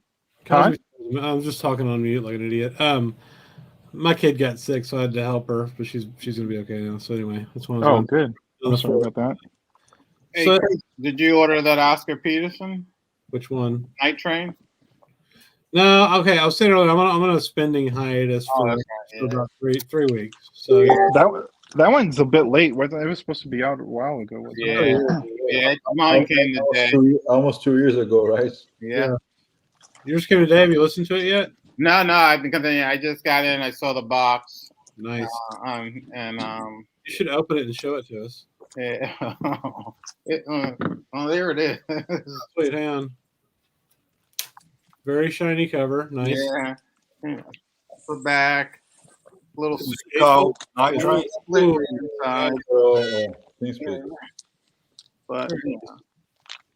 But yeah, look, I'll probably play it before I go to bed. Oh yeah. Yeah. I'll have to go see if my local store has it because he gets all those. Yeah, and then Verve releases in. Yeah, the Pepper Adams is coming Sunday. Nice. And then Mike had shown the Dorothy Ashby last week. Yeah, my copy comes Sunday also. Acoustic Sounds has that for $23. That's yeah, pretty good. Yeah. And I told Rob after this weekend, then I'll be on a spending hiatus until March because we got to do the college tour thing coming up. Oh yeah.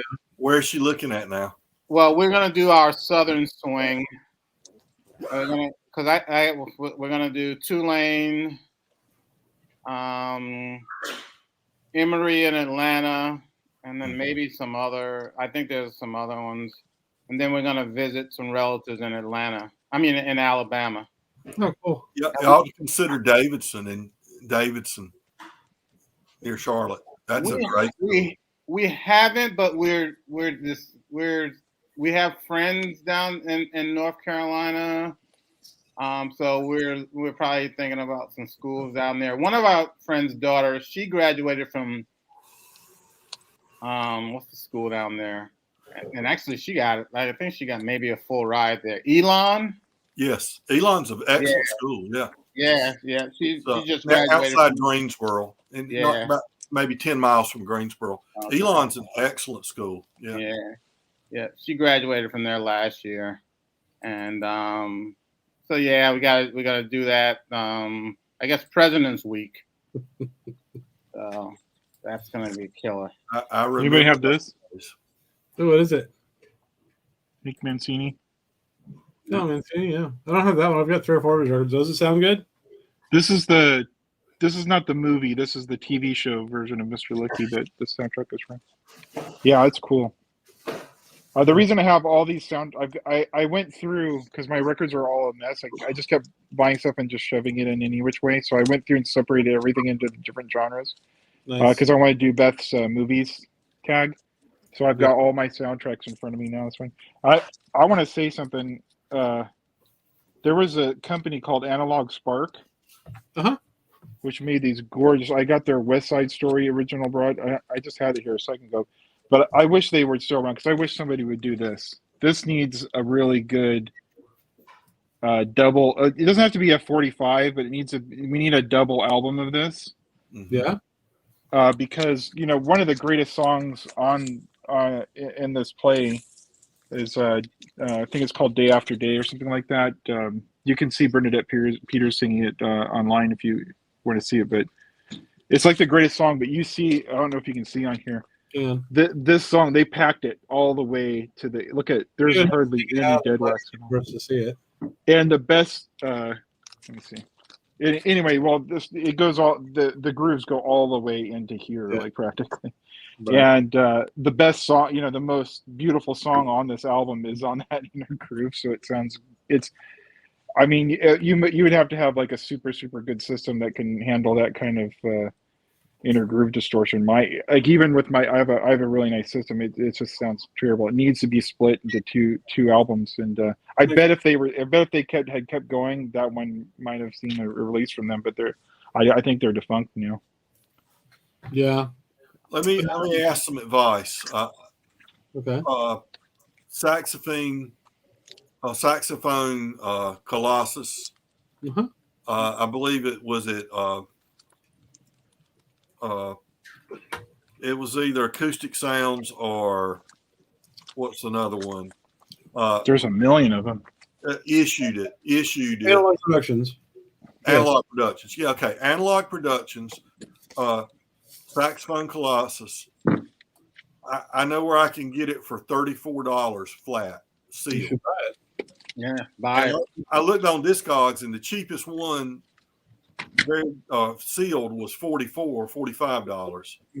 And most people were asking $55 for it. Yeah. I started to pull the trigger on it, and I'm hesitant. I'm tempted to wait and see if he drops it a little bit more tomorrow morning. But I'm scared somebody's going to jump on it.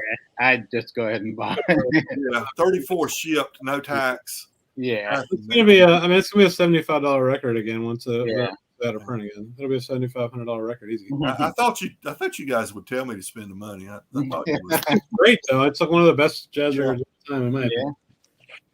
Love it. And then if there's a couple other ones. Like more recent OJCs for that record that sound really good too. That Kevin Gray and Steve Hoffman did at some place that they were at back in the day. I've always heard that the digital versions of it weren't bad at all. Well, I don't think they were digital, but Analog Productions would definitely the one, not the Analog Productions. No. Analog, right? No, the other releases, like the anniversary releases and stuff that came out. Oh yeah, that's probably true. But anyway, those OJCs have been repressed in the last 5 years, so Does that a sound Blueberry copy. Huh? Classical music sounds good when it's recorded digitally, I think. Yeah. I don't have any classical really, so I don't know why, but it just I mean, or maybe I don't hear. I don't know how much I can hear when digital it's done digitally. I think I do, but I don't know if I'm just convincing myself that I do. Good night, Nicole. Good night, Nicole. No, I don't know. If it sounds good, it sounds good to me. I don't really give a shit if it's. Yeah. I've heard some people argue that it's all about the mastering and the mixing and the mastering. Mm-hmm. If somebody knows how to mix and master digitally based recordings, it can sound as good as analog. I've got one first printing London Decca, and it's a stereo, and it's just there's something magical on there. I don't know. I don't know if it's just placebo effect of how cool it is to have that, and it survived this long, all the way from England here and where I got it in this weird place that I found it, but it sounds different. Even I have a 70s repress of the London Symphony record is it sounds different than my digital version or my modern reissue of it. There's just something there. I think but I don't know what it is. That might just be all in my head. Yeah, I think that's part of it. I don't normally take a record. Okay, this is the analog version. This is one that they used some digital processing. I don't take and listen to one and then listen to the other. So I'm only hearing usually one version of any recording.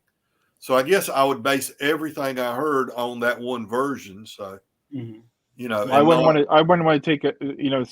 I wouldn't want to say for sure and then have someone do a blind test on me and fail it. So, right. I mean, I listened like I started listening, I guess, during the whole CD heyday where a lot of stuff was recorded digitally. I mean, I look, if I see a certain recording engineer, I know, especially for jazz, I can say, okay, it's gonna sound good. If I see somebody like David Baker, I'm gonna go, okay, it sounds good. If I see somebody like Jim Anderson, who you can follow on Instagram, great recording engineer. His wife is actually a recording engineer, and she's a very good. I think she does mostly classical. And Jim Anderson, like I posted like some Billy Harper recording that he was the engineer, and he replied and he said, "Yeah, we did that. We did that direct to stereo on DAT tape." And he told me all about the process. And he talked about how Steeplechase did those recordings, where they basically started at 7, they went to 7, I think, or maybe 9 in the morning, something, went to 7. They came from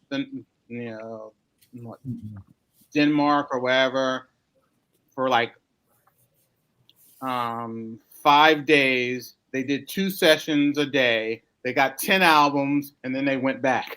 Yeah. And he said, that's what they did. And I posted some other stuff, and he would say, yeah, that was also a direct stereo live recording. Wow. Yeah. And this guy, he's still working. And he actually teaches at the Clive Davis School of Music at NYU. He teaches recording engineering. That's good. Yeah. And he was doing that digital. Yeah, a lot of this stuff is digital. Yeah. There's an interview. What's that stereo company guy? He has a YouTube channel. The guy Paul, who has I can't remember this. He's based in Colorado, but they put out a magazine, a digital magazine. I think it's called Cooper or something like that. Oh yeah, so it's PS Audio. Yeah, they have a label called Octave Records, which is amazing. Yeah, and have some of the best solid state gear out there. Yeah, but in their little magazine that you can sign up and they'll like email it to you. Yeah. There's an issue where they do, I think it's a 2-part interview with Jim Anderson and his wife, and it's really, really informative. It's really good. Yeah, cool. Have y'all seen this record before? I know I've showed it before, but Oh, these are great. Several months ago. So I don't know how to pronounce the name of the group. That's it right there. Boyateras. There you go. I could never say that. So anyway, this was on Re-Release Jazz, which is one of my favorite labels that's around right now. They're great. Oh, these are great releases. Oh. This is from 1974. I'm trying to remember where they're from now. Damn it. Like Sweden or something, I think. Anyway, really great record on. They did all those Ryo Fukui records, like this one here, which is amazing. The Hio Fukui ones. Yeah. They're great. Yeah, for sure. I mean, my record store has all of them right now used, but they're only like $40 a piece for them. Like those are like $20 records. Come on. Yeah, I mean the first batch at 180 gram, they're all gone, and yeah, it's numbered. Yeah, but you can get them, man. You can find the shit, you know. Yeah. Oh yeah. But the Ryo Fukui stuff's amazing. This is really good too. So anyway, it's a cool label. They do this, and so the parent company's called We Release Whatever the Fuck We Want, which is awesome. And they sell all the jazz stuff so they can release like obscure Japanese ambient music. Yeah. No, this is really good. You know, Mike Poetry on Plastic would buy. So Baggy, I got some really good cheap OGs here. Oh, cool. Yeah, soundtracks for Baggy. Oh, soundtrack. Okay. Yeah, this is a score. It's not a soundtrack, but I love it. Oh, nice. Yes. Oh yeah. This is It's really clean. Breakfast at Tiffany. Oh, perfect. That's a hard one to find. That's not torn to shit. It's amazing. $5. Oh wow. You know, that reminds me, Felipe. I've got an Eddie Harris on VJ that he did that for that movie. He covered all the tracks on that movie, and it was really good too. So when Wax watches the rest of the show that he's on, because he will do that, which he won't do that. Oh yeah, so this one is amazing. Is the score? I miss her singing here, but you know, still a great one. And another one that's really killer. It's another OG. That's a mono. Oh, cool. Oh, it's cool. That's awesome. This is really amazing. Old finger. Yeah. That the music on that track is so. I mean the latest. There's a good Led Zeppelin biography that just came out in a book by Bob Spitz, who also wrote great books about the Beatles. Yeah. He talks the early days of Jimmy Page playing as a session musician. He played as a session musician in Goldfinger. Really? And he was a session musician? Oh yeah, that's how he got good and famous, not because of Led Zeppelin. I wonder if he can actually read though, because usually to be a session musician you have to read. Oh yeah, no, he's that's amazing. Really accomplished musician. Way before he didn't strike me as a person that could read. Led Zeppelin. So he was a very established musician in England. Led Zeppelin was pretty much like a boy band. He said, "I want to be rich and famous." He picked cute and good singing front lead, powerful drummer, and another good session musician, which was John Paul Jones. Led Zeppelin was a big boy band in a sense. Never thought of them that way. Yeah, I mean, Jimmy Page handpicked everybody in the band, but you know. Oh, so that's why he's. Well, he was in Creed before that. I mean, yeah. Oh yeah, I mean, Terry Reid was going to be. They wanted Terry Reid to be the vocalist. Yeah, so he played in the Yardbirds with Jeff Beck. Yeah. And, so he chose the commercial way, and Jeff Beck chose the wrong way, pretty much. Well, I wouldn't say. I mean, I like Jeff Beck's music though. It doesn't matter now. But I mean, it doesn't matter that he made more money than Jeff Beck. Beck's gone now, so. So Jimmy, he's lived longer, so guess who won? So on Goldfinger, he describes she put so much passion, emotion in the music. She actually passed out and fainted after she recorded the vocals for the song. Who was it that did the vocals for the song? I don't even know. Sorry, Chris? Who was the person that sang the vocals on the song? Shirley Bassey. Okay. Yeah. Yeah, it sounded like it would hurt your lungs in your body afterwards. Yeah, Becky. But I mean, Led Zeppelin was the second step for Jimmy Page. He was already a really established session musician way before. He said he couldn't read music very well, but he could get by for session. Yeah. Because if you watched Rick Beato was talking, did that interview with Steve Lukather, his second interview, and Steve Lukather was explaining, being a session musician in the '80s, after the Wrecking Crew era, And it's just amazing because reading music for guitar is a bitch. Yeah. Because it's like, reading for trumpet is actually really easy because you're only dealing with the treble clef, and you're only dealing with so many notes even then because you can only play so many notes on it. But the piano, you've got all the keys laid out. Where it's even more complex. The guitar is like a puzzle piece, and you could play one thing a million different ways. So trying to decipher that music. So anyone that can sit down in a session, have someone plot music from them and reproduce it on the guitar the way they want is like they've spent a shit ton of time like learning how to do that. But if you're gonna like those guys like reading like actual books about them, it's way deeper than what they got in those videos. And he could play anything way before Led Zeppelin, way before playing guitar.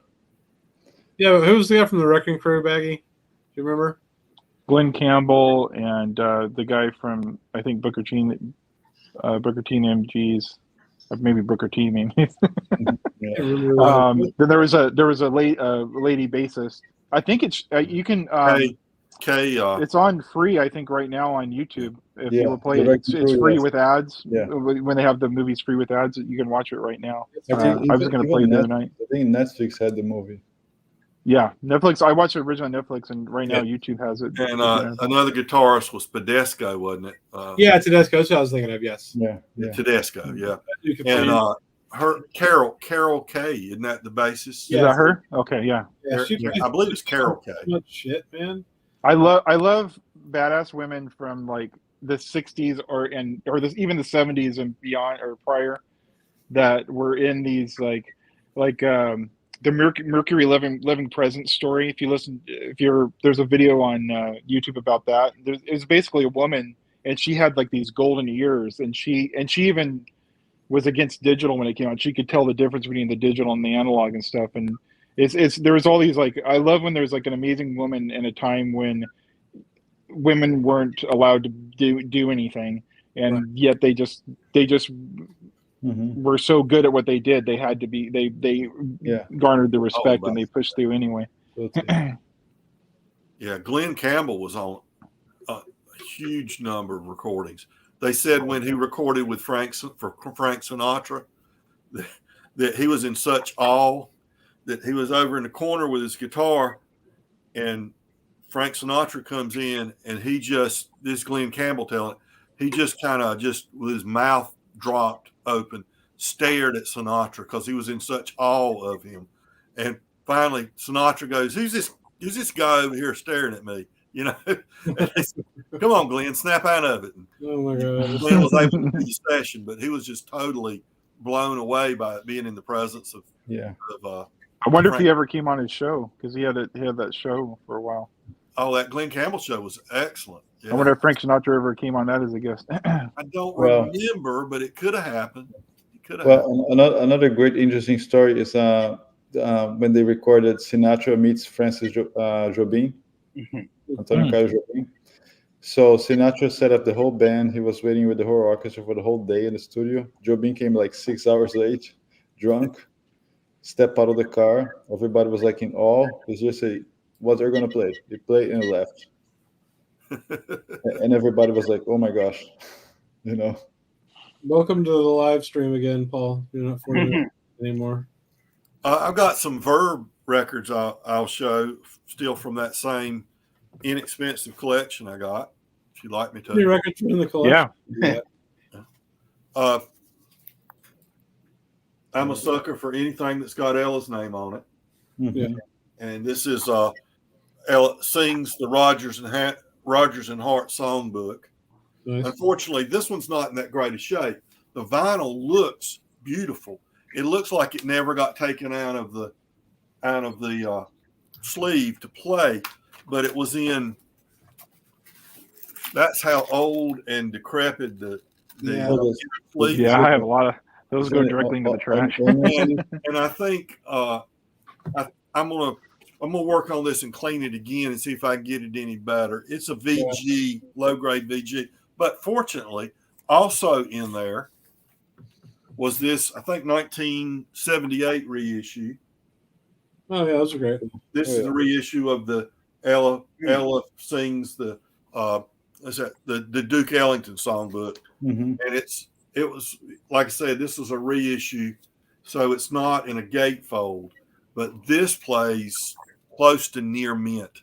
Oh yeah, Yeah, because it wasn't played on one of those old console record players like that Yeah. other one was. Yeah. Right. So when the other one got chewed up. And then the same way, this is from 1980, I believe. No, this was 1978 as well. This is Hey, sweet. Billie Holiday.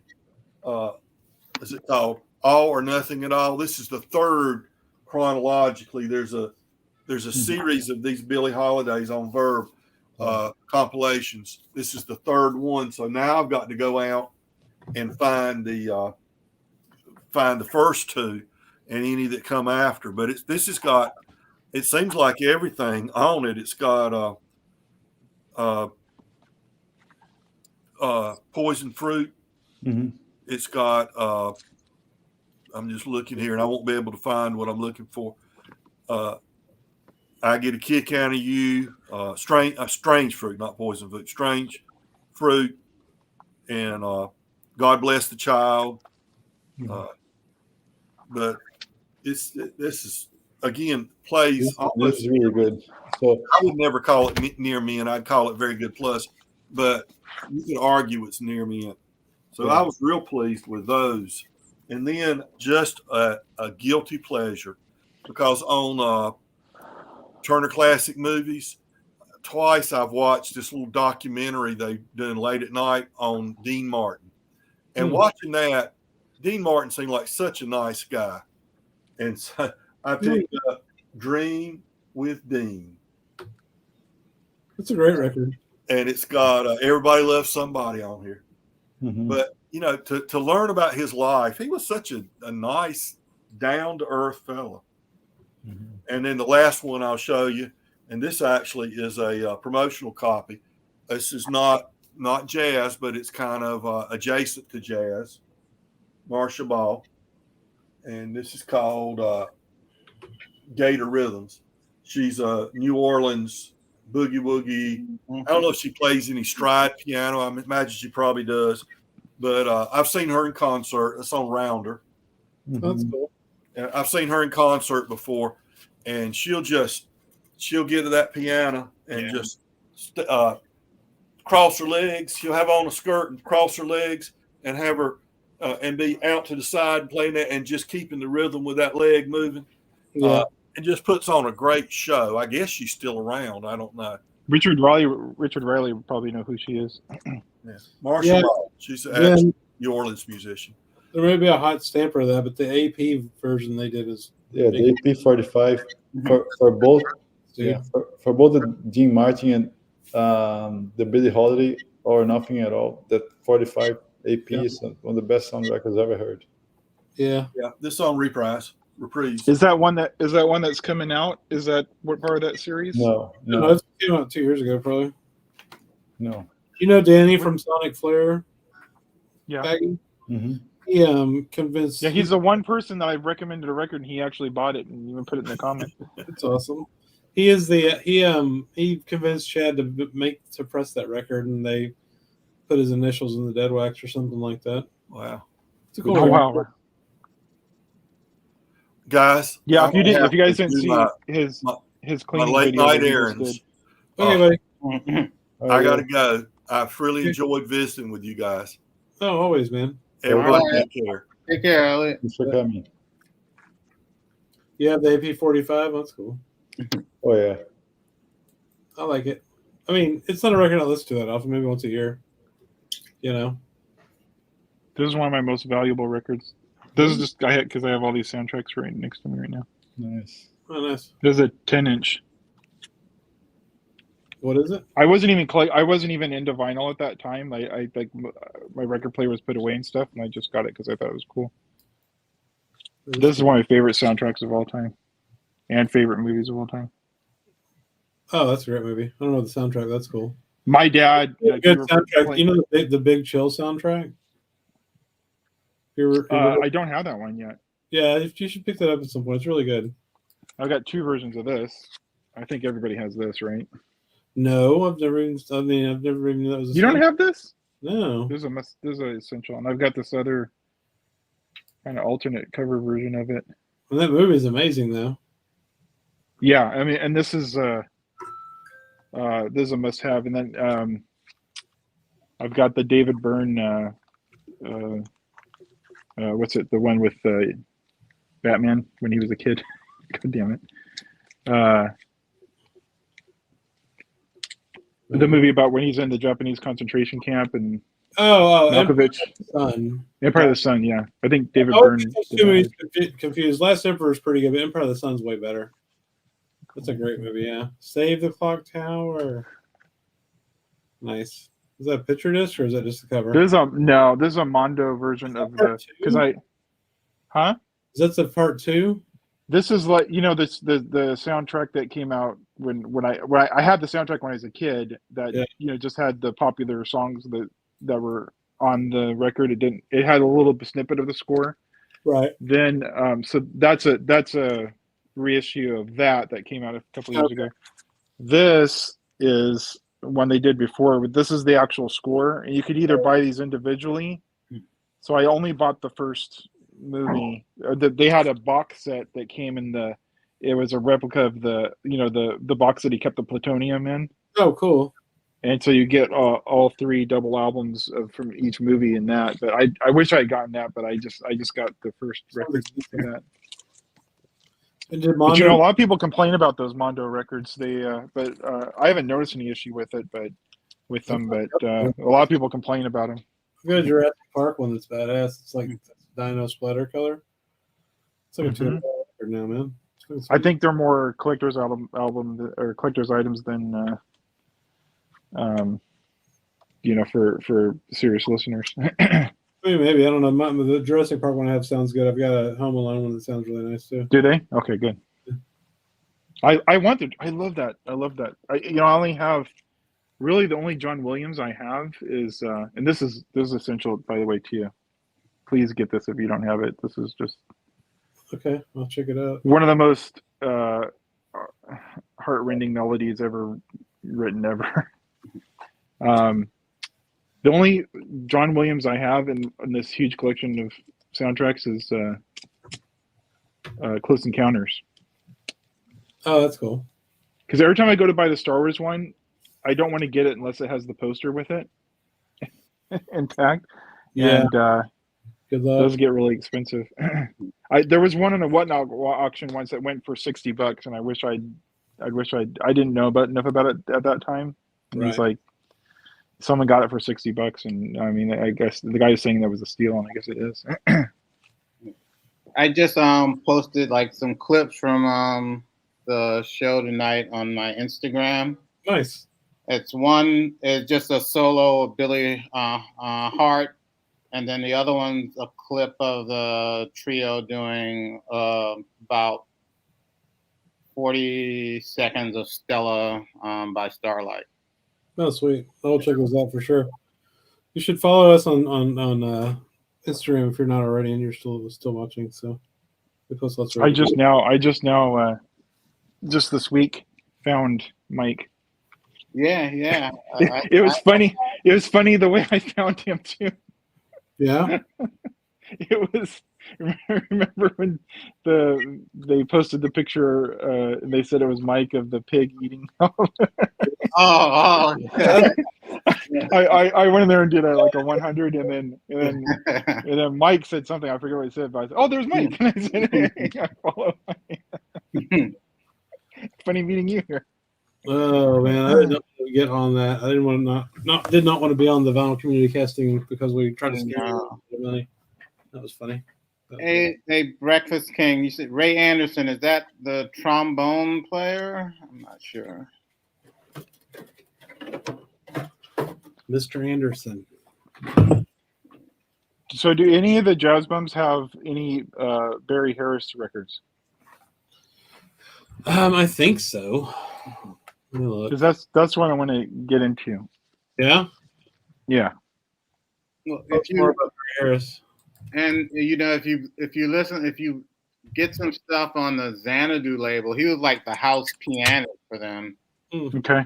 And he has a really good one on there where he plays the music of Tad Dameron. Okay. And it's excellent. It's excellent. Just trio. And what else? And then there's some, I should probably ask Rob, huh? Because he gets those. He finds those, doesn't he? The Xanadu's. Yeah. I mean, he's on a bunch of records. He's on about 12 Oh records. yeah. He played on Clubhouse with Dexter Gordon, it looks like. Well, I mean, as a leader. As a leader? I don't have any leader. No, I don't think I have anything from his leader. Yeah, I've got. Let me see. I can look it up right now. Let's see, where is it? Discogs. Because I've got not a lot of stuff on him as a leader, but.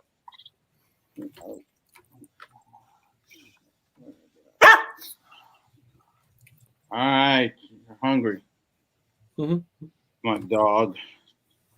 I guess they didn't feed her before they left. All right, come on, Zadie. Barry Harris.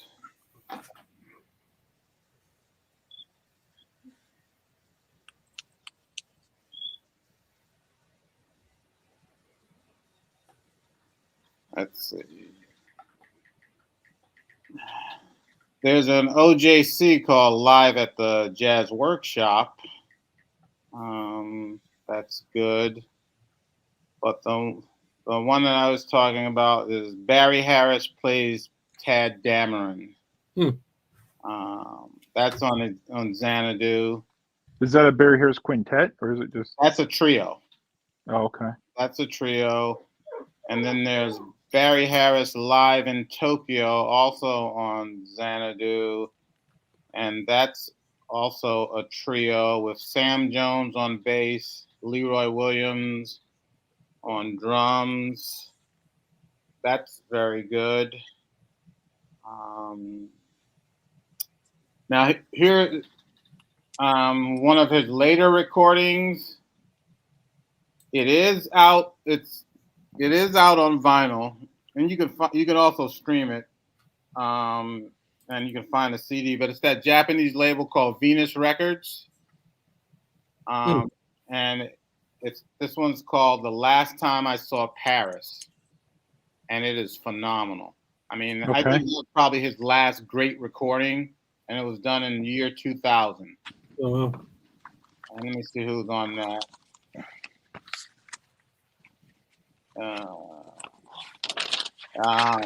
It's George Merez on bass and Leroy Williams on drums.